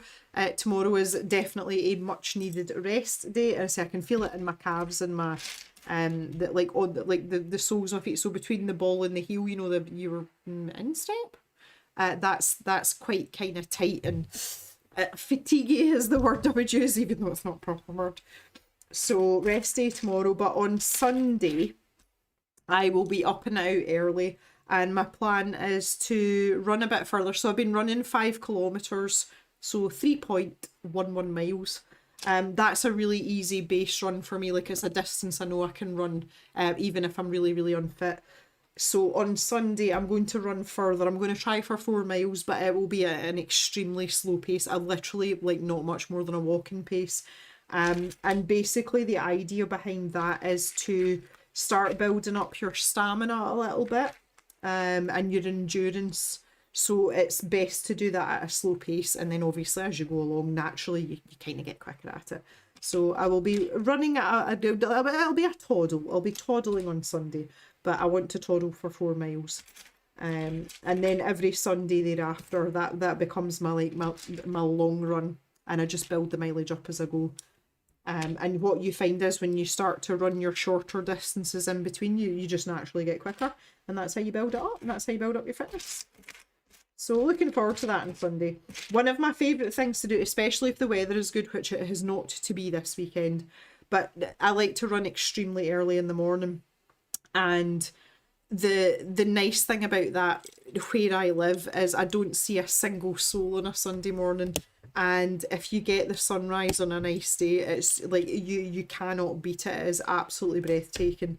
And it's something that I am so appreciative of as just as a human being, and I savour it very, very much. And see, when you're running slowly, because you're not really heavily focused on like your breathing or how knackered you are or how much everything's hurting, you've got time to like really look around you and appreciate what is around you. And I absolutely love that. And it's one of the reasons that I've run for so many years and done what I'm doing, because it just makes me really happy, like super happy. And when you don't go hard as well, especially on a Sunday, as long as you don't have to chase cows 2 hours afterwards, which is what happened last Sunday, you've not pushed yourself to the point where like you can't move for the rest of the day. So you can still have a productive day if that's what you want. Or if you just want a lazy chill day, you still feel as if you've achieved something. So it's very, very beneficial, and I like it a lot. The long Sunday runs are great, and I'm not really one for lying in bed anyway. Like I don't get much out of it. I'm kind of fidgety, so definitely a better thing for me to do that for sure. But I just absolutely love it, and I've always loved it. And that's quite a big part, you know, like I always say, like people are like, oh, like I go for a run but I don't really like it, and I'm like, why would you do that? Because you're eventually going to not want to do it because you're going to grudge it. But I genuinely just get so much joy out of it. So That's a thing for me. I think I've done this right. Looks good to me. And this is going on this end. Oh no, wrong way round, hang on. Balls it up. Oh no. The fancy bit goes in the way. Okay. Not paying attention. Hi Elise, how are you? Have you seen Lego Law Life and Libations on YouTube? They have a Lego building session where they interview a person building. I have not seen that, but I absolutely will look that up. I don't really get the chance to watch a lot of YouTube these days, but I will definitely check that out because that sounds right up my street. Jan says that's the delight of walking too, but I like to include a beer so early mornings are out. I have to say, I used to like really not enjoy walking at all. I was very much of the mindset like, why walk something when you could run it and do it quicker? But I've got dogs, so you know they need walked, and it's for their benefit. And I do enjoy walking more now. But given the choice, I would still run a distance rather than walk it. And when you're running, you can still go to the pub. It's fine. Although I try not to do that because it's kind of counterproductive in the grand scheme of things, you know. Still fun though. Right, I'm looking for this little flat smooth piece. I'm thinking it's on this side. Oh, there it is. It's hiding from me. It's hiding from me. And this one, and then this big plate as well. Okay, so we're flattening off. This is obviously going to be the next part of the rooftop. Put that in a better spot so you can see what I'm doing. So that looks like that overlaps there. Oh, press it down. And then I can hear Mr. Jem laughing. Mr. Jem's having a wee break in the living room. It turns out Papa Jem was trying to get a hold of Mr. Jem, not me. So I just told him to phone him because he was in the house. So that's, I can hear the chuckling. So they're obviously on the phone to each other now. No idea what the conversation's about, quite frankly, don't care. Oh. Yeah, Mr. Jem's got quite a sort of deep chuckle. I was just looking to see if I should have this gap, but yeah, it looks like that should be in there like that, so that's fine. Just checking. We've got a kind of fancier piece there, and then one of these white ones with the clip on it. Where are you? There we go. And then one of these nice smooth pieces. I really like these curved smooth pieces. There's something just very nice about them. So we're clipping that into that. Like so, and then this little green piece is going on the top. Super duper. And that's going in there. I don't really know what the point is in that, but bit dubious about this.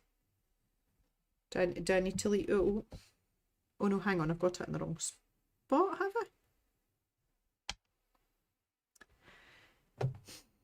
Now, I put this piece on the road. I thought I had this the right way round the last time, but I didn't. Do you remember that? Like, I switched that bit round. Oh. So that side's supposed to stick out. That's facing in the way. I didn't think that was right when I did it earlier. This is the situation with you know, like trying to multitask. Like you're gonna balls things up every now and then. Right, so that goes there like that. It does get easier as you go along. Like you do kind of learn to sort of cope with it a bit better, but you're never going to be perfect with it, honestly. Jan's boss has started to love running too now. He did hate it.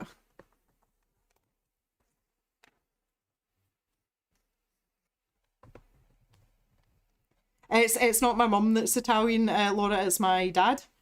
That's like, and that's, I still use my maiden name, which is Italian, and obviously that came from my dad.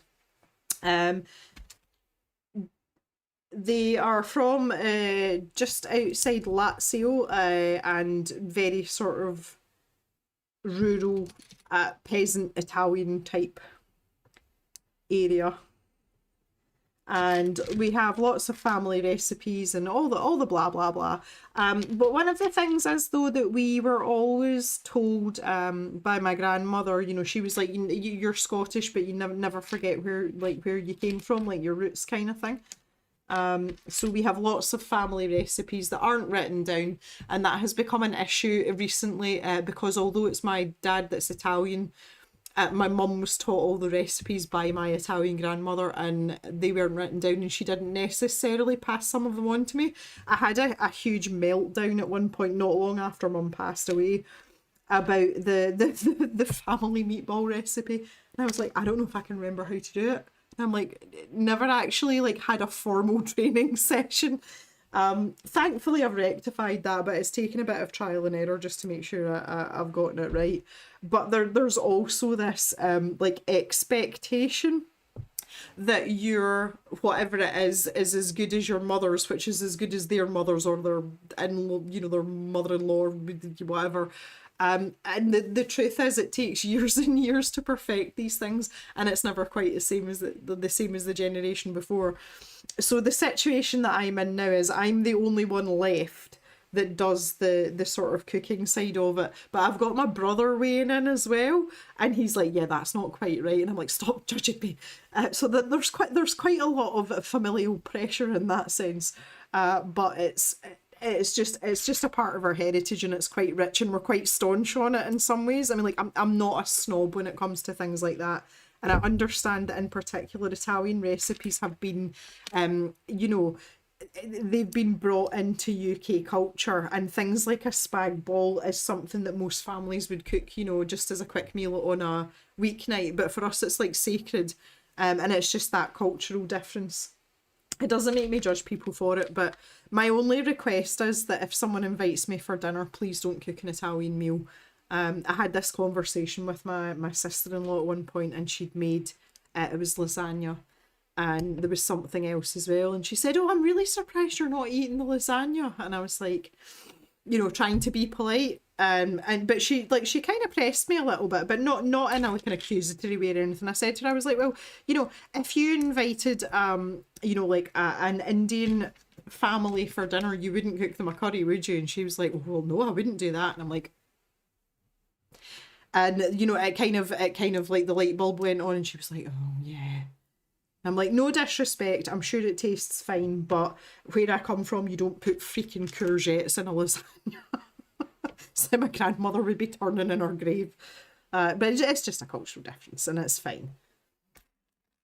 But yeah, we've got lots of good stuff. It'll make you very fat very quickly as well, because it's absolutely like calorie-tastic, but in the best possible way. Yes, everyone's like, oh, the Italians are so healthy because they live on olive oil. And I'm like, you obviously never met my grandmother, because she was like 4'11" and she was as wide as she was tall, and she could eat. Oh my word. And now I know where my dad and I and my brother get it from. Like, we can pack away a serious amount of food for small people. It's something I'm weirdly proud of, but is not helpful or productive. Refer back to the previous conversation we were having about looking after ourselves. But yeah, you know, if it's really required, you know, like I can step up to the plate.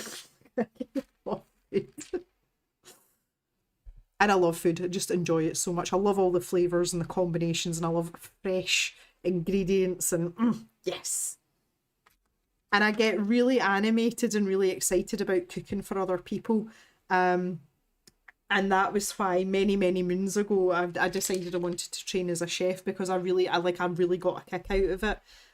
These days it's just Mr. Jem and I, and quite often he's not in from work at a reasonable time to eat, so that's kind of dissipated. But when we have people coming and staying with us, I'm like, oh, cook all the things, and I get really excited about it. And it's nice to still, you know, have that kind of passion for it. I don't think that'll ever go away, but I would not want to continue my career as a professional chef. It's a very hard industry, and it's not well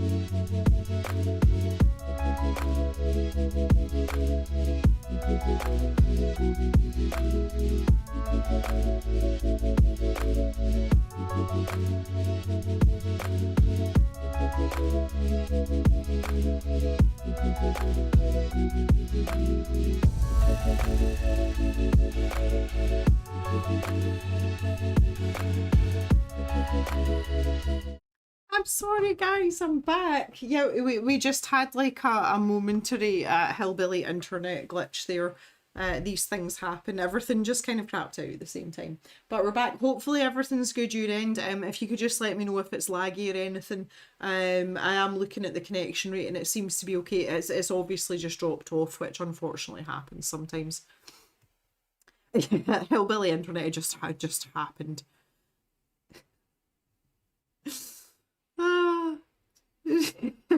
Shoulder Kitty was demanding her chicken and I came back to a blank screen. I'm terribly sorry.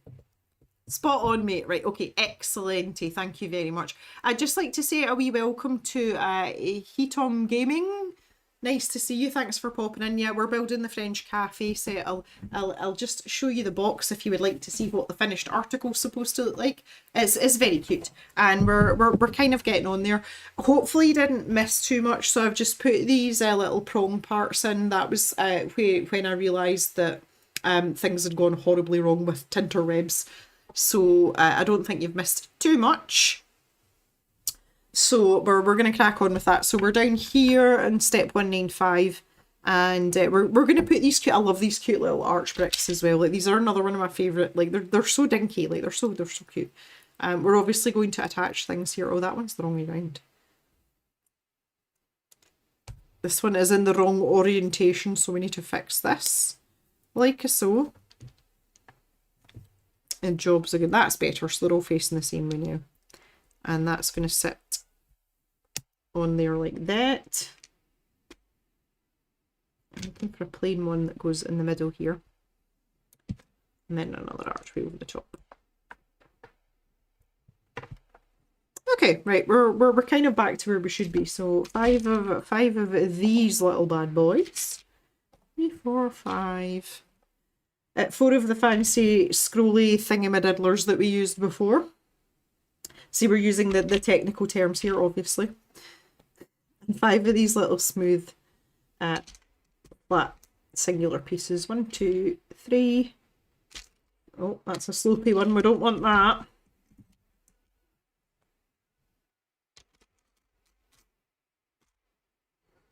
I'm having to have a wee dig about now. There we go. There's the other one. Nicely done. So this is facing this way again, just making sure the orientation's right. So these flat pieces are going on the side of, maybe I should zoom in a little bit, of these knobbly bobbly pieces. Again, always using the correct terminology.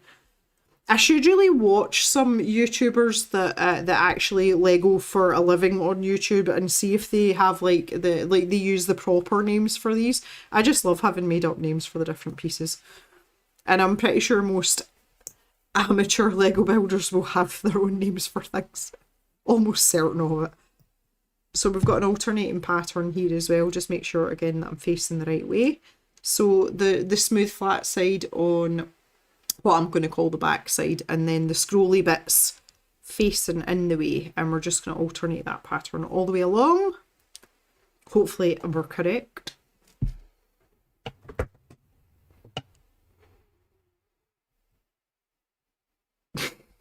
We've got to love the pet snoring.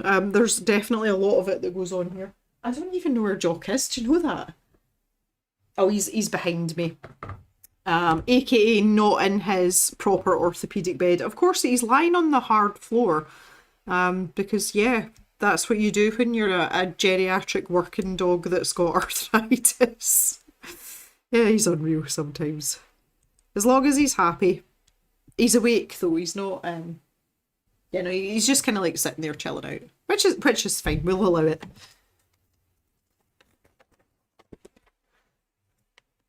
Patty says she's got colourful names at times. Oh, look at this. This is exciting as well because the fancy bit over. Oh, yes. Yes, yes, yes.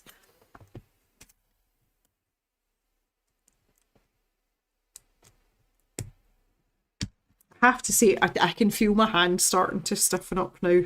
You know, my bad hand in inverted commas, it's starting to get a bit kind of like, oh. But we're getting on pretty well here. We're tootling along at a fair pace, so I'm fairly optimistic that we can get this completed and looking wonderful very, very soon. 3 of these nice smooth parts, the little slopey bits that I like. Again, just make sure I'm putting these on in the right order. So we're starting the way I'm looking at this is the loops are facing out the way, so I know that I'm the right way round, and then it's starting with the green. And then we can pop these down over our fancy scrolly bits.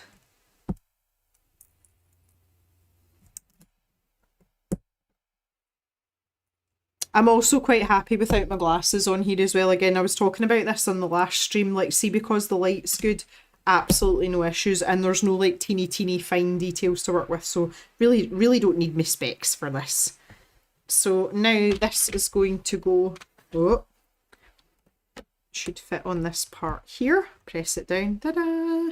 So you can see where this sort of ornate part's coming in now. We're getting there.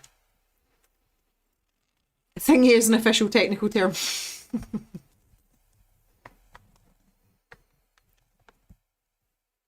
And Patty saying after building the ship yesterday, I had to take a break before I fixed the ones that fell off the shelf. Very sensible. Although it's always a bit heart-wrenching when things break. 1, 2, 3, 4. Excuse me. One of those and one of these green.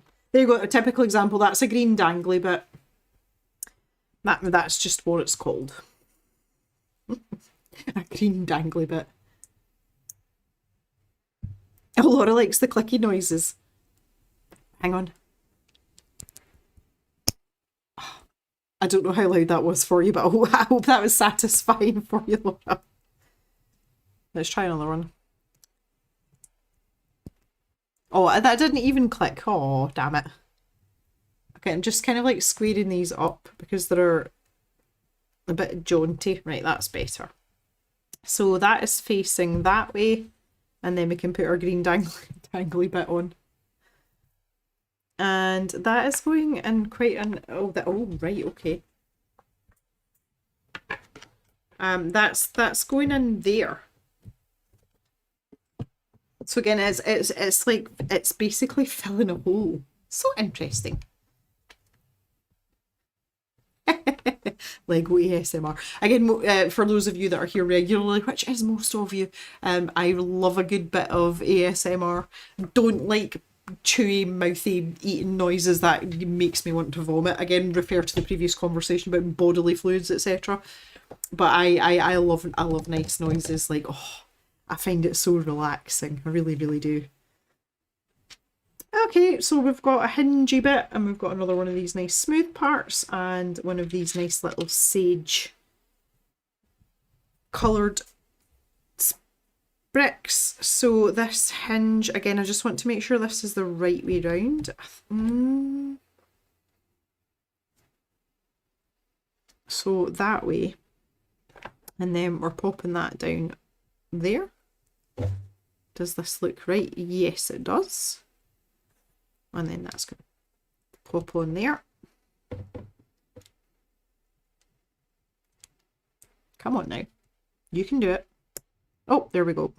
There's that little noise again. And that's going to finish off that edge. Oh, there we go. So that part is now stuck to the dangly bit, the green dangly bit.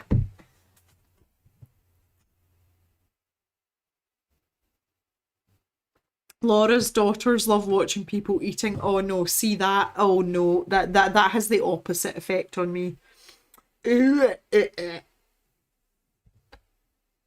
Katara likes the clay cracking. Yeah, like see like crinkly crackly noises. Oh yeah, absolutely. I'm all in for that. Love it.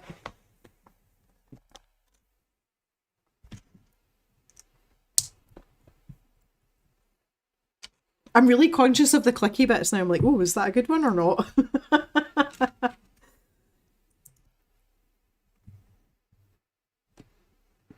We need to find a smooth topped part. It must be hiding. Kind of going off screen with this here. Where are you? I see you. Oh, there it's there. I see you, I see you. So we're here now. And we're going to build 2 of these. No, I always refer to these as Lego Technic pieces because back in the day that was the only time you got ones that were that knobbly bobbly.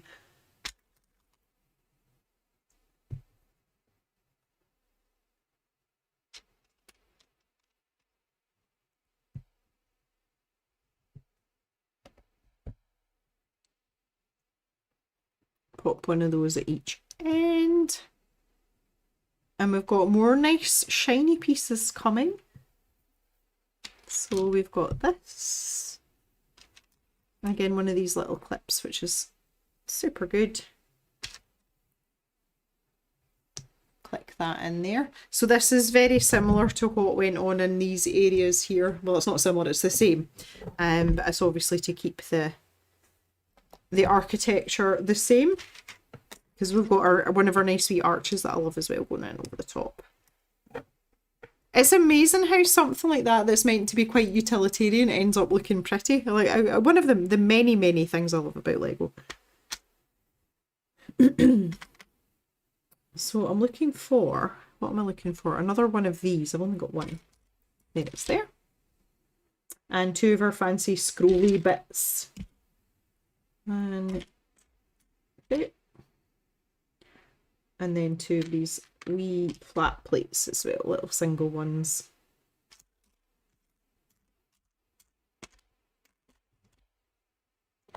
It's like, they look like tiny birdhouses. Oh, that's cute.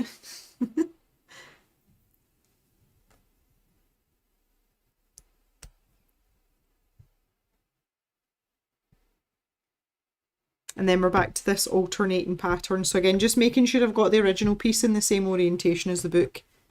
I said that there seems to be a bit of a mental block for me. Being left-handed, I often find that when I'm building that I end up doing it in a mirror image, and I think it's just because I'm left-handed.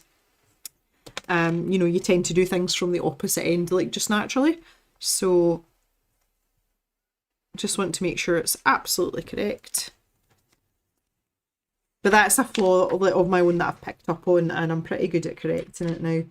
Obviously, it's a lot easier when you're not live streaming and trying to keep an eye on chat and what your hillbilly internet is doing and stuff. But generally speaking, it gets easier as you go along. The more practiced you become at it.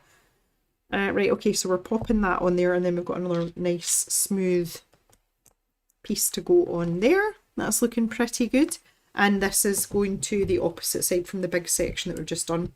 I noticed there I've got a piece that isn't clicked in as well, so just make sure that that's all present and correct. And this one is going on this side. Oh, beautiful. Perfect. Just what we wanted. Okay. We'll grab this, and I am looking for these, again, lovely little slopey bits that we really like. So this is just a repetition of what we did on the other side. Thanks for coming and hanging out, Patty. Appreciate it. Go and look after Evie and do the doing, and we'll see you again soon.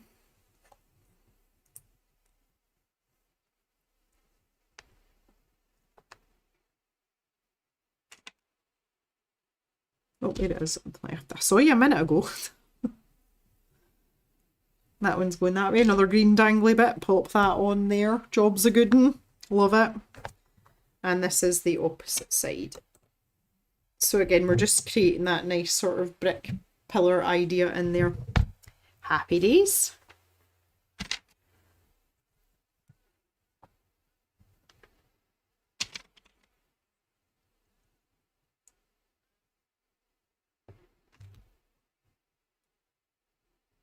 Yeah, this is exactly the same as we did before.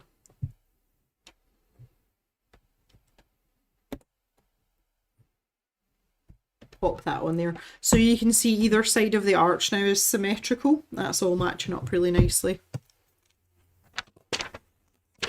I missed a page, yeah I did. Oh, look, half archways again. Very exciting, love it. Katara says, after lunch I'm heading to a stationery store, wish my pocketbook luck.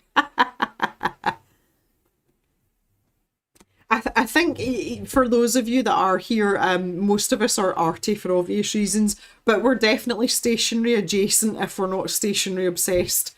I think we can all appreciate a little bit of that. So I hope you have fun, Katara. That sounds right up my street.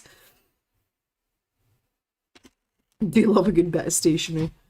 Okay, so we've got a part that goes on there, and we're doing this times 2, so we'll just do them together. I prefer doing it that way.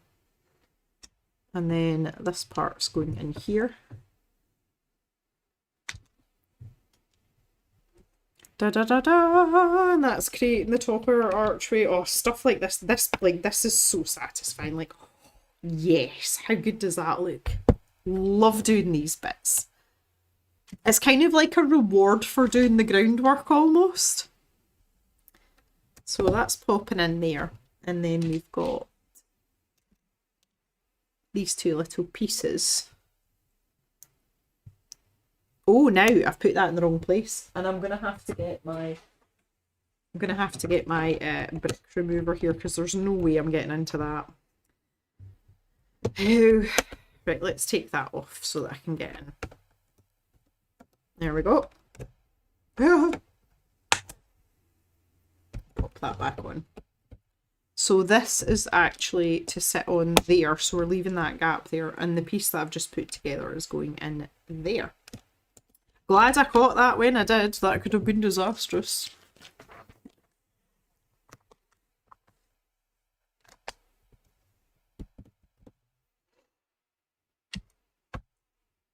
One, two, 3, 4. And then we've got these little, again, sometimes I call these wing pieces. Again, think of the old school spaceships. You know, that kind of Lego set, often used for that. So that's going on there. And then we've got one, oh no. Did you see I went to stop that with my boob there? See, if I'd had the other camera on, you would have seen that. Oh, it's cut off. That's because it's been idle for too long. And then we lost the connection. I'll just give me a wee second and I'll pop that back up. Because it's not a bad angle at all to see things from. Just get this going again.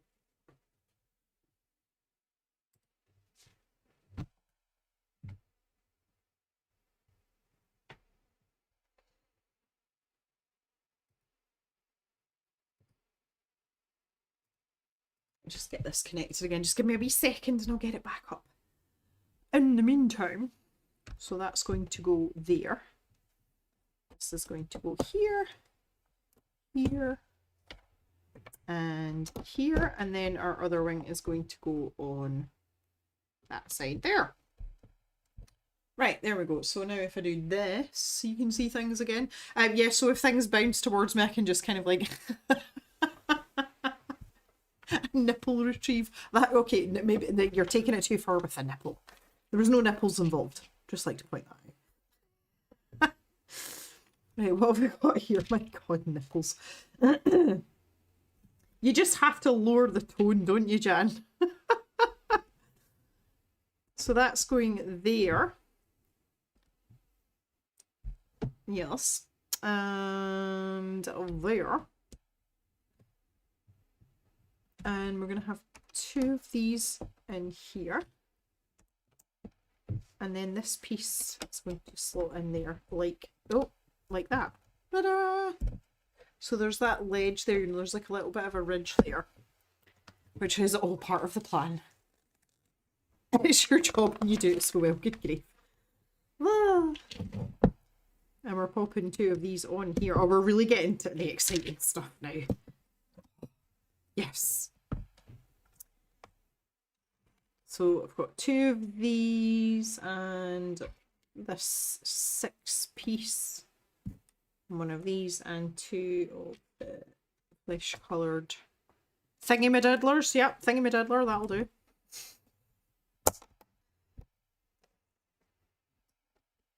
Oh, this is getting really exciting because this is for the fancy sign on the front of the cafe.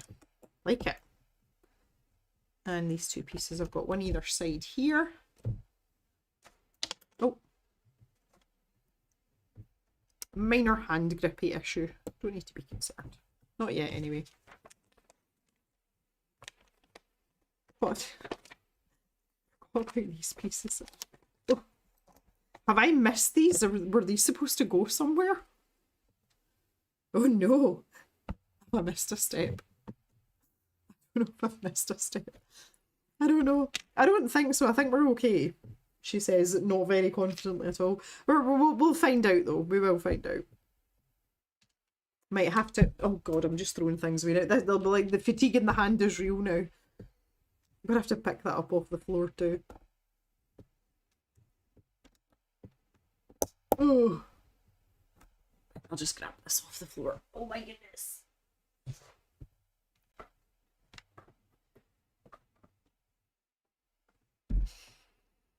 I think we're still on track for the time being. I'm just throwing bits of Lego. I've just thrown them out for fun now. Oh no. This is when you know it's time to give up. Like the cosmos is telling you it's time to give it a bye. I've put that in the wrong place. It's supposed to be up there. Dagnammit.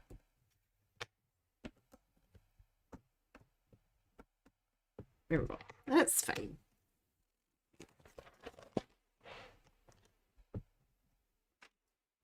Oh, we've got 2 chonky blocks. These are like old school blocks, although they're not in an old school colour. They're very satisfying to put down though.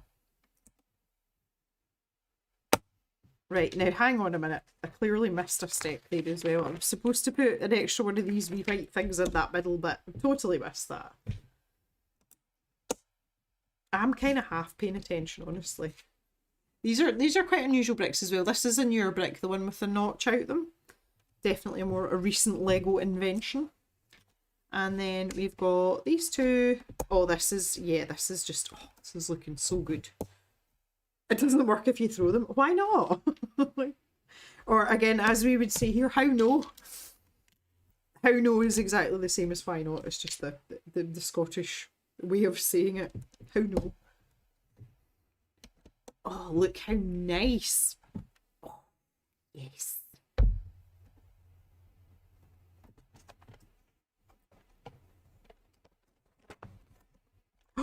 We're getting to use the stringy thingy. I'm so excited. This is us. We're also on our last bag now, guys. We're on the home stretch. Woo! I seem like we've got a long way to go, all things considered. Like, I'm skeptical.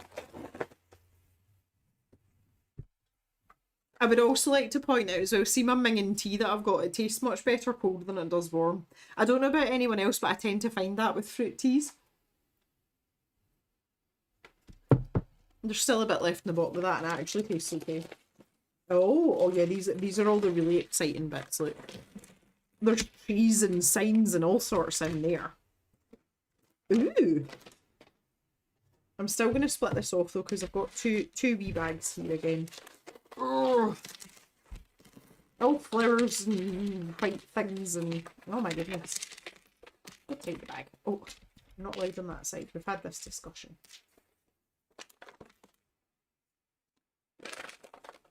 Just make sure that's... Yep. Look at this, it's so weeny.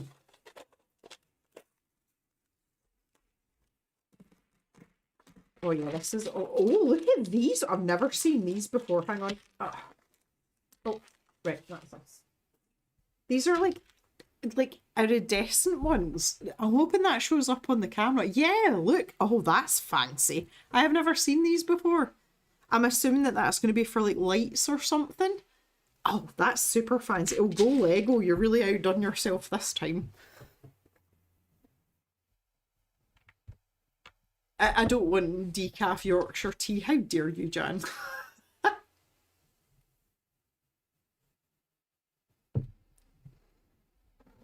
Righty McCoho. Oh, we get to put the sign on. This is like one of the best parts. Like the first step is to put the sign on. Café Fleur. It looks so good. It looks so good. I love it. Ooh, shiny. No Kitara, right? Oh, we've got some seriously fancy pieces here. So, like, these are little, like, robot or, like, crane grips. Rawr. And I need 5 of these, apparently. 1, 2, 3, 4, 5. And these are all going on at a jaunty angle because we need to make this almost curved. I wonder if I can set this way and do that. Yeah, they're going on fairly easy. Because they're going on to, obviously, a cylindrical... Maybe just put this on manual focus for a wee minute. Because they're going on to a cylindrical peg, you've got the freedom to, like, you know, adjust them. You know, like swivel them about. So we can maneuver these to where we need them to be in due course, because that's what's going to hold this this weird white bit. Like blah blah blah blah. But yeah, we can move them about quite a bit. And that's what it's asking us to do now. So this is to be held in this position with these pieces at the bottom. So it's usually an idea to do that first, because that gives you like your 2 anchor points almost. And then you can maneuver these. So these have to click into like the thicker parts of the chain. So we might have to move them about a little bit. But again, I tend to find if you alternate sides, because obviously it's supposed to be symmetrical, then that gives you a better situation. Oh, that looks a bit wonky though. Oh, don't know how I feel about that. I was kind of hoping it would be more curved, but when I look at the actual box, again, I'm just going to show you this, it's not really a perfect arc. So that's one of those things, again, it's always good to refer to the box, because otherwise you could be sitting there for ages trying to fight a losing battle. Ooh. Okay. Whew. Oh, that was stressful. Right, off we go. Big fancy swirly bits. Again, that's the terminology that we're using. 2 big fancy swirly bits and 4 little nubbins. 1, 2, 3, and don't hide from me. 4. There we go. So we're stacking them up, we're doubling them up. And then we're sticking our swirly fancy bit in there. That's not a euphemism. Oh dear. And we want these to point up the way. Okay, so again, I'm going to turn this way. And where are these fixing to? The outside of the pillars. Oh, so that's covering up these slightly unsightly bits. Well, that was clever as well. Good design choice. Well done. If I turn that sideways, you can see, oh, it looks fancy.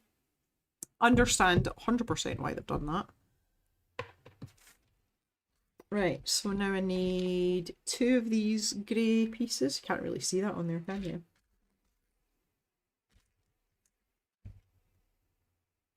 Now, this is an alien piece to me, or is it? Oh, these are interesting. So they've got a little bar that grips, you know, the clips can grip onto that bottom side, but it's basically like a round one piece on the top. I've never come across those before now. I think they were similar to the ones that we used for the door handles. That they were rounded though. Oh, that's interesting. But I've built quite a lot of Lego in it. I've built a lot of big sets, but I've never come across that before. Love it when that happens. And then 4 clear single pieces. 1, 2, 3. Here's the last one. Go on, chat, tell it not to hide from me. It is. I got it. I got it.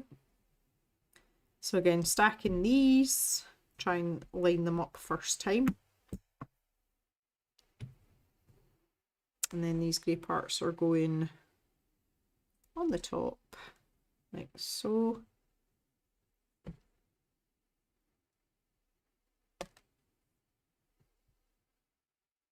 And then we're turning it over and that's going on the bottom. Okay, interesting.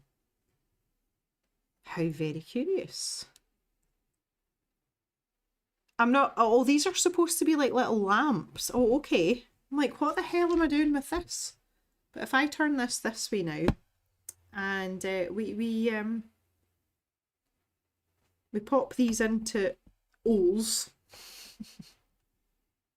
Only Jan will understand that one. In O's. Yeah, they're supposed to be like little lanterns. Oh, that's quite cute. I quite like that. That's new. I love it when I find new things out in designs.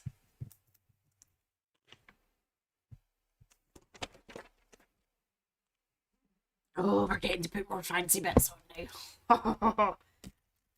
So these are like custom parts. Now we used one of these before. If you remember on the back here, the slats that were used to kind of like close off that gap. These are just the same pieces, but they're clear, but they've put the same design that was on the windows on.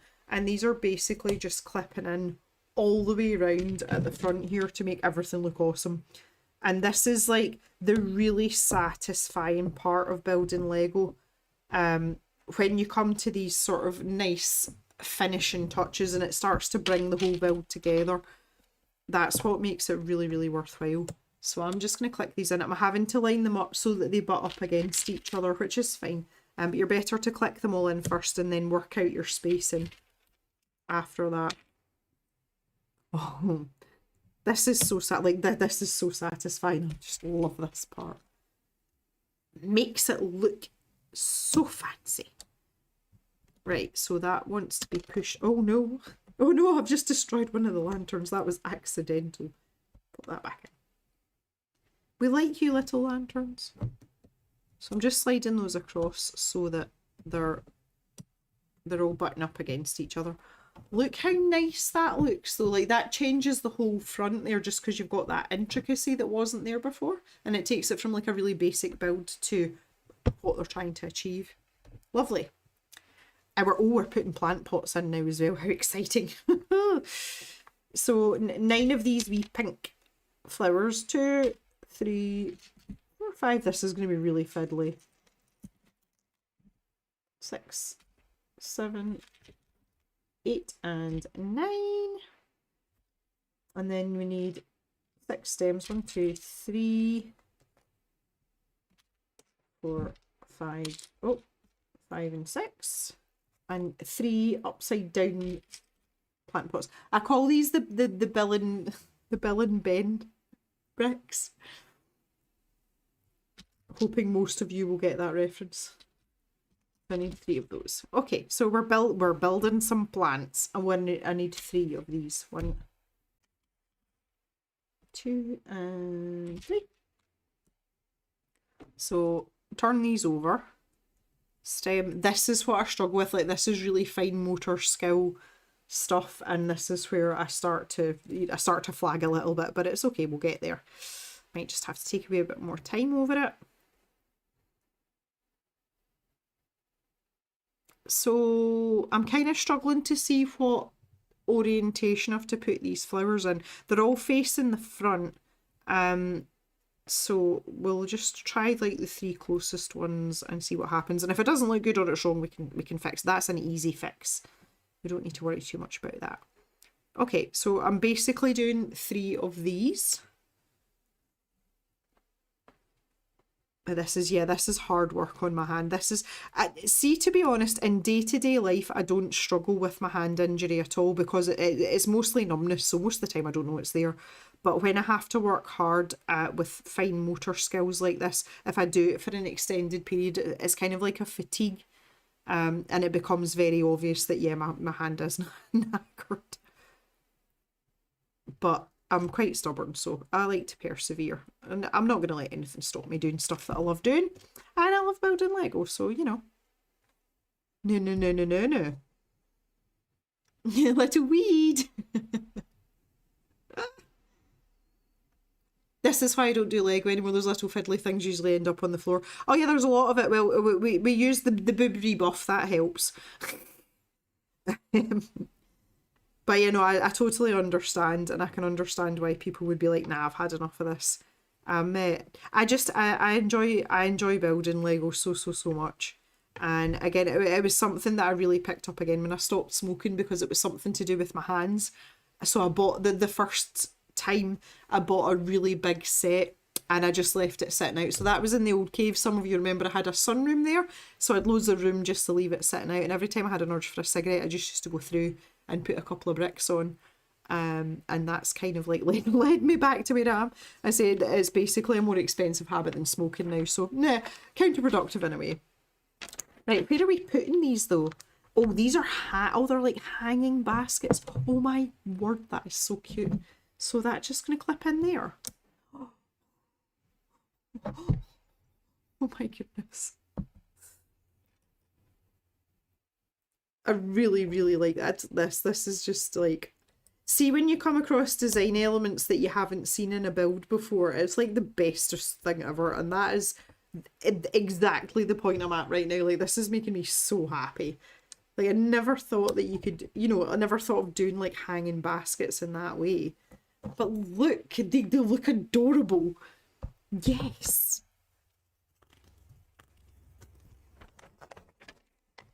If I had to give up stuff because it lands on the floor, I wouldn't be allowed pencils anymore. I basically wouldn't be allowed anything.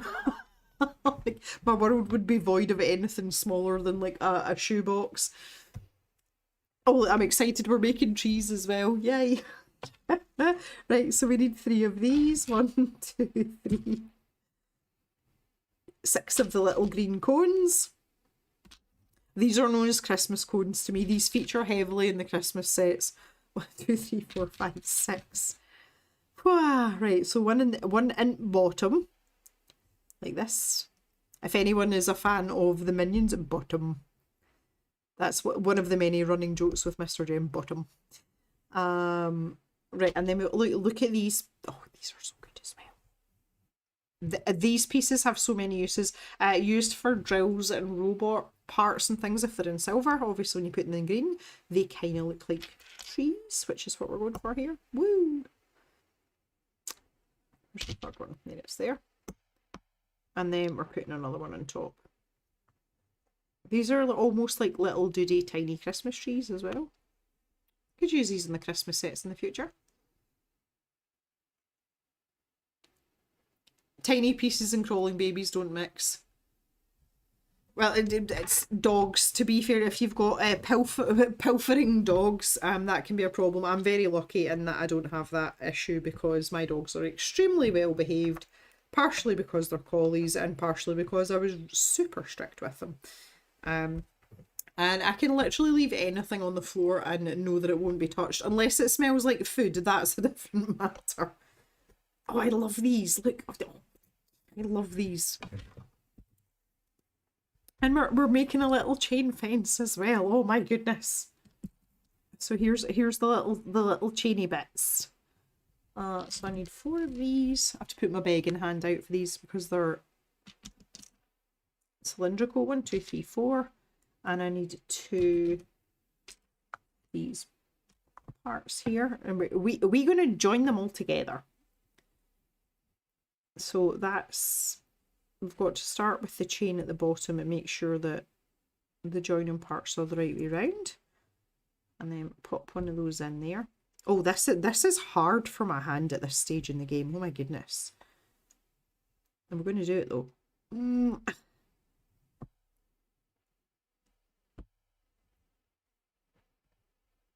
So basically we've built this upside down and then we're going to flip it over. Yeah.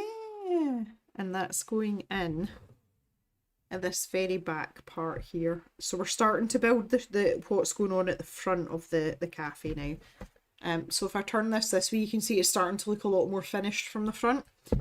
That's when you know you're on the home straight, guys. Woo! Oh, we've got more of these weird little pieces from the lanterns earlier, and that's to finish off the top of our fence post. How perfect is that? Yes. I think we should have done that before we put them in there though, but that's just my personal opinion. Oh, oh, that looks so much classier and so much more finished. I like that a lot. And that's us. We're now on to building the tiny chairs that we were building before, but we're building them for the outside. So let me pop that there. That's maybe zoomed in a wee bit too much.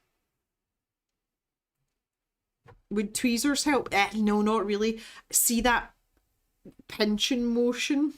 That it gives me like fatigue up here. So basically I've got no feeling in this finger, and up to my knuckle, and this one's like half and half. And I compensate a lot with this half of my hand because I've got no feeling in that hand, and you end up with, it's like strain. So any fine motor skill doesn't make it any better. The more of my hand I can use, the better. It takes longer for it to get tired, if you see what I'm saying. Right, okay, so we need, oh my goodness, we've got 8 of these little pipe joining parts, again, just what I call them. 2, 3, 4, 5, 6, 7, and 8. Because we're making chairs, guys. Now, we've done this already, so this should be pretty straightforward. 2 of these, like, corner pipe parts. And 2 of these bottom parts. Again, we've done this before. And these circular parts, these are like the backs of the chairs. I love that they're this really delicate turquoise colour as well, though. It's really nice. Okay, so those are the legs. I'm just going to sit them there. We're making 2 of these. So again, we'll do them at the same time. Simultaneously. There's a good word for a Friday night. That back corner. And then we're going to pop the legs on. So this is why we needed 8, because obviously we need 4 per chair, because that makes perfect sense. 1, 2, 3, and 4. Just make sure they're pushed in properly. There isn't a lot of depth there for you to push them in, so you need to make sure that they are secure, or else when you go to fit them into the actual baseboard, they're just going to go bleh and all fall out, and we don't want that.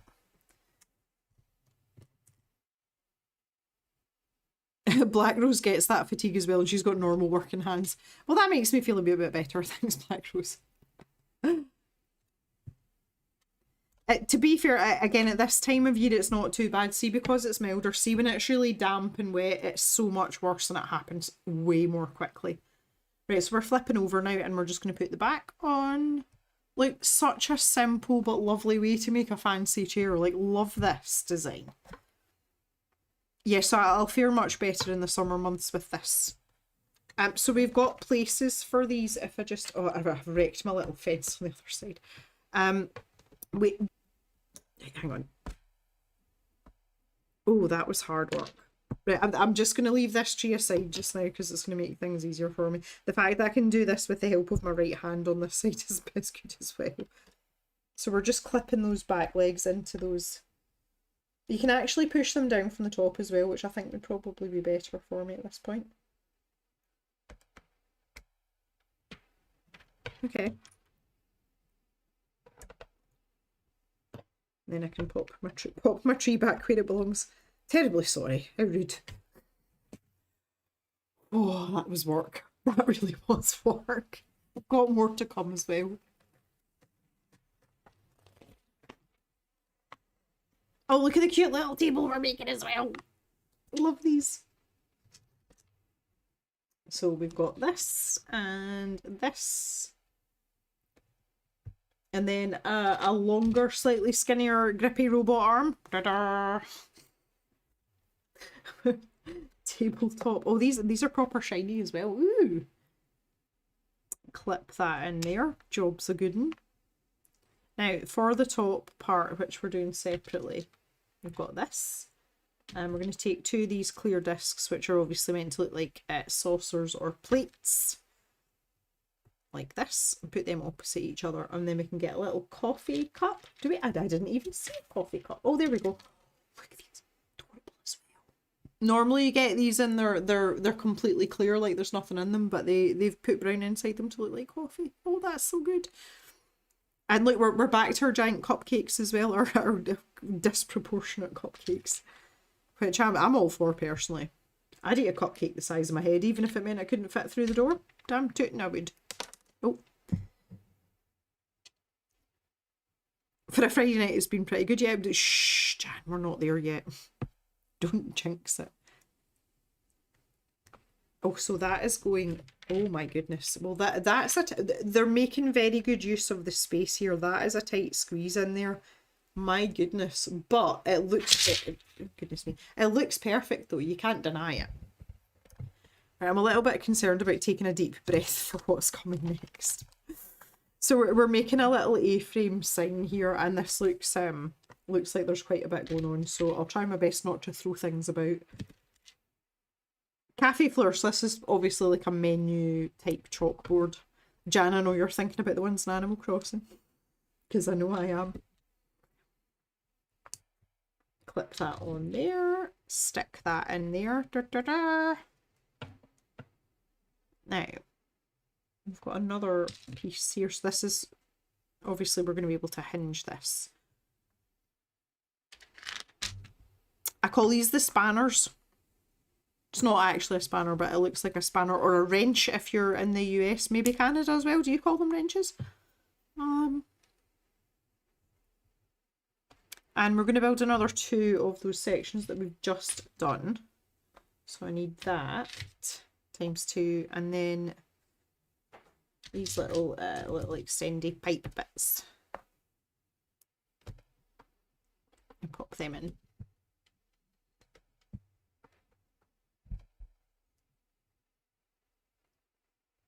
Just realised not checked turnip price, so turned it on quick. I haven't played today. Did I? I don't think I played yesterday either. I just don't have time just now.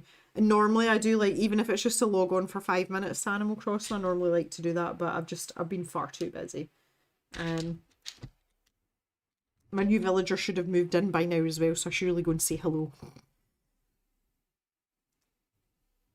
Okay, so these are going down the side. Like this. Click them on. Yeah, this is becoming quite laborious for me. Like, it's becoming hard. Whew. Deep breaths. We're nearly there.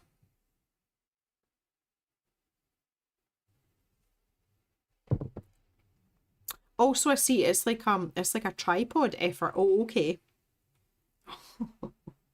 Okay. Where are we sticking this? Pardon the expression.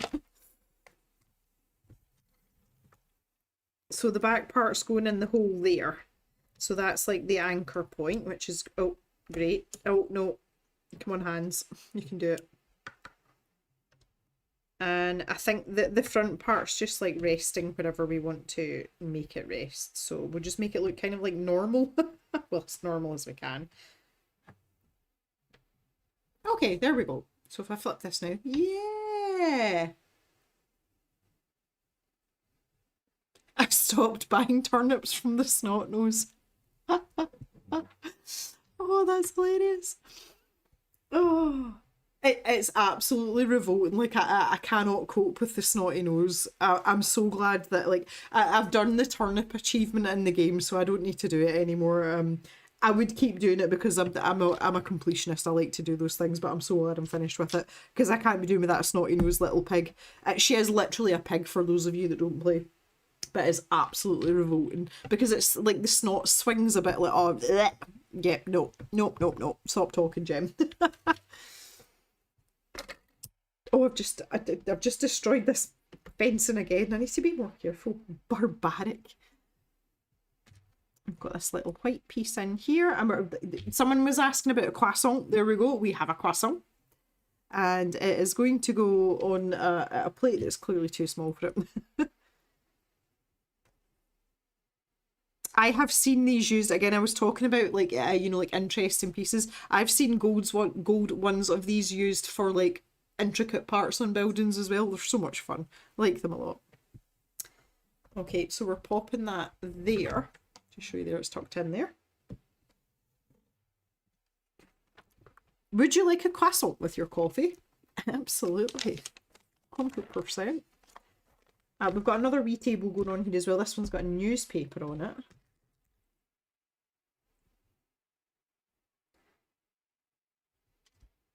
Just making sure I've got the right piece here.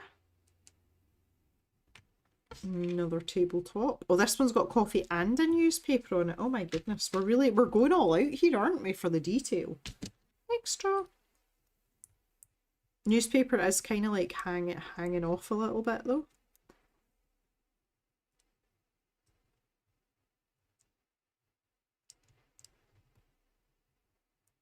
Squeeze that little coffee on there.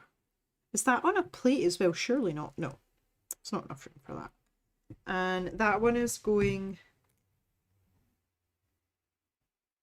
at the front. Yeah, they're really cramming like as much detail in as possible. If I just turn that over there, you can see like they're really going for it at the front here. But that's what makes it pretty, because you know, although we've got this detail inside, it is crammed into a tiny little space. So it kind of makes sense that they would be working on this, you know, more of the outside to make the details.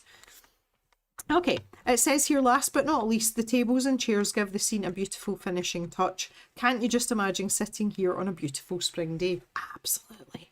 The bad part is I've got to make another 2 of these chairs, and that's like been the hardest part so far. So I'm going to pop that off to the side there, and we're going to go again with these slightly painful chairs, but it'll be okay. We'll be fine. Okay. 1, 2, 3, 4, 5, 6, 7, 8. Oh, it's okay, Jock. I don't.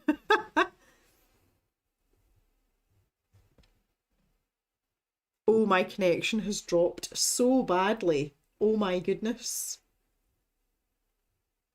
Stop it, Hillbilly Internet. Yeah, unfortunately we're getting to that time of night where the bandwidth is just going to like drop off the face of the earth. The good news is we're nearly finished. This, guys, is why I don't stream often on a weekend evening. Because I'm on mobile internet, even though it's commercial mobile broadband I'm on, there's limits to it, and where I live, blah blah blah. So hopefully it'll hold out until we finish. Are you okay? Oh, we're wagging our tail now. We figured out that everything's okay. Hi, that's your good boy. Oh, I know. It's okay. He just wants his head rubbed. I turn this around a little bit, you maybe see him. Oh, there he is. Good to say hi to the gamers.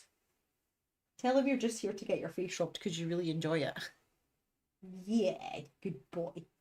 You're such a good boy. Oh, yeah. We're at the point where I just give him all the attention when he wants it, because he absolutely deserves it, don't you? Yes, it doesn't matter how busy we are, we'll just stop and tell Jock he's the goodest boy. Because you are. You're the goodest boy. Okay? Yep, okay.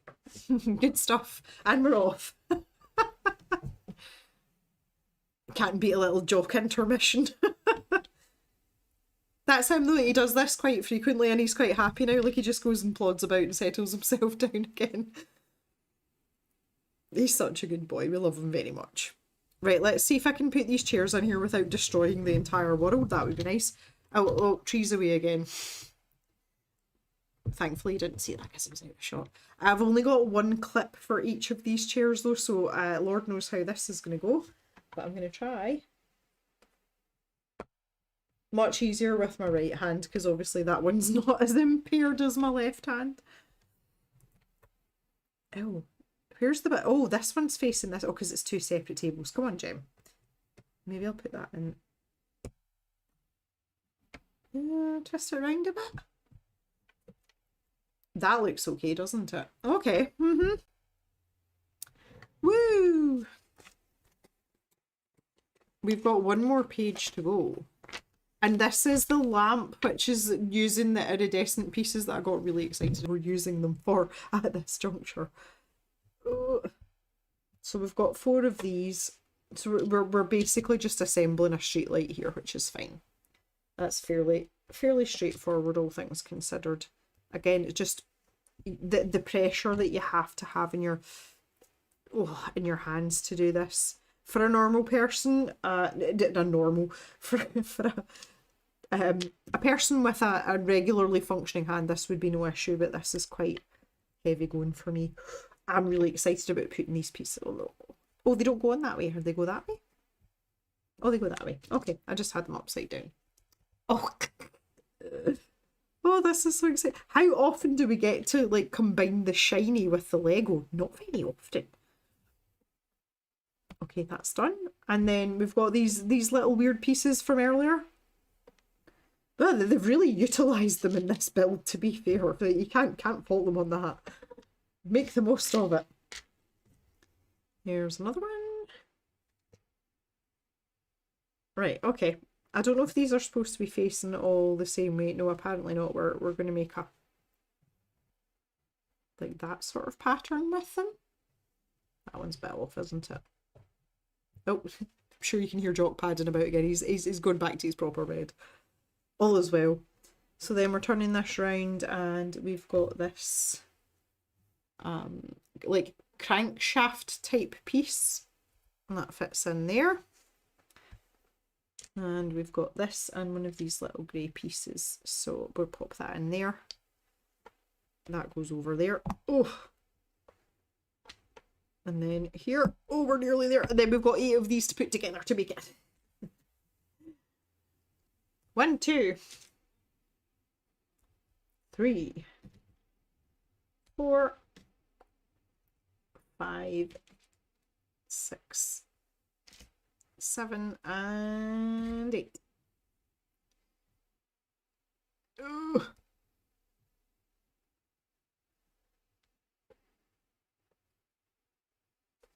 And then that's going on there. Oh, what a lovely lamppost. There's a sentence you don't use every day. Are you still with me, guys? I hope so. And this is the last piece. Oh, it's so exciting. Right, I'm going to move this all out of the way now. It's almost ceremonial, and that goes in there. Oh, beautiful. So I'll turn and face that way.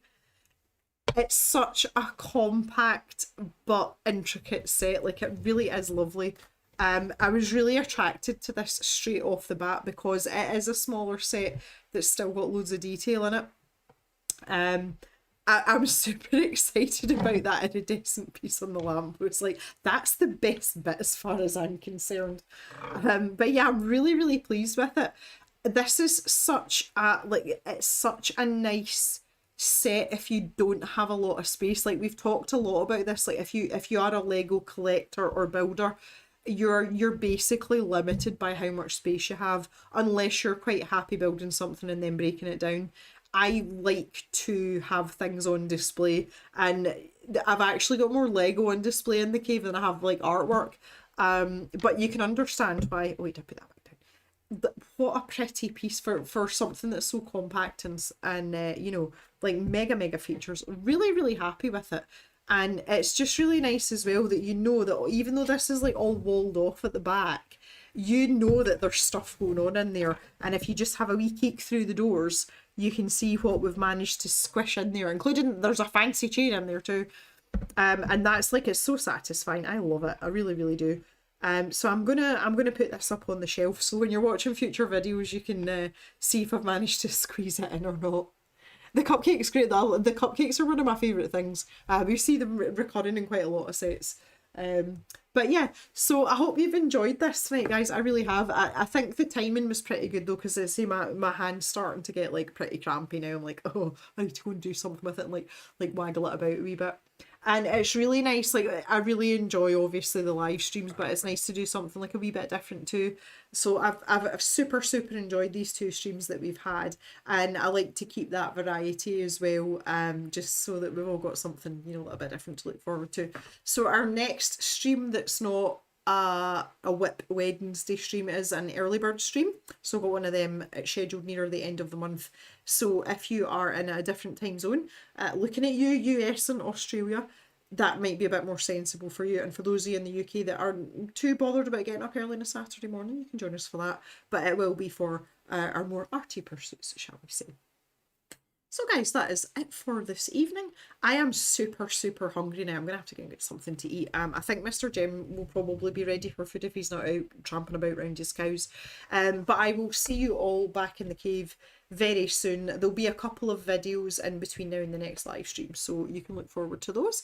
And I'll see you all again very soon. Once again, really appreciate you spending your Friday night with me. I've had such a good time. Thank God our hands for everyone. Yay! And we'll see you all again very, very soon. You're very, very welcome, Thea. Bye, everyone.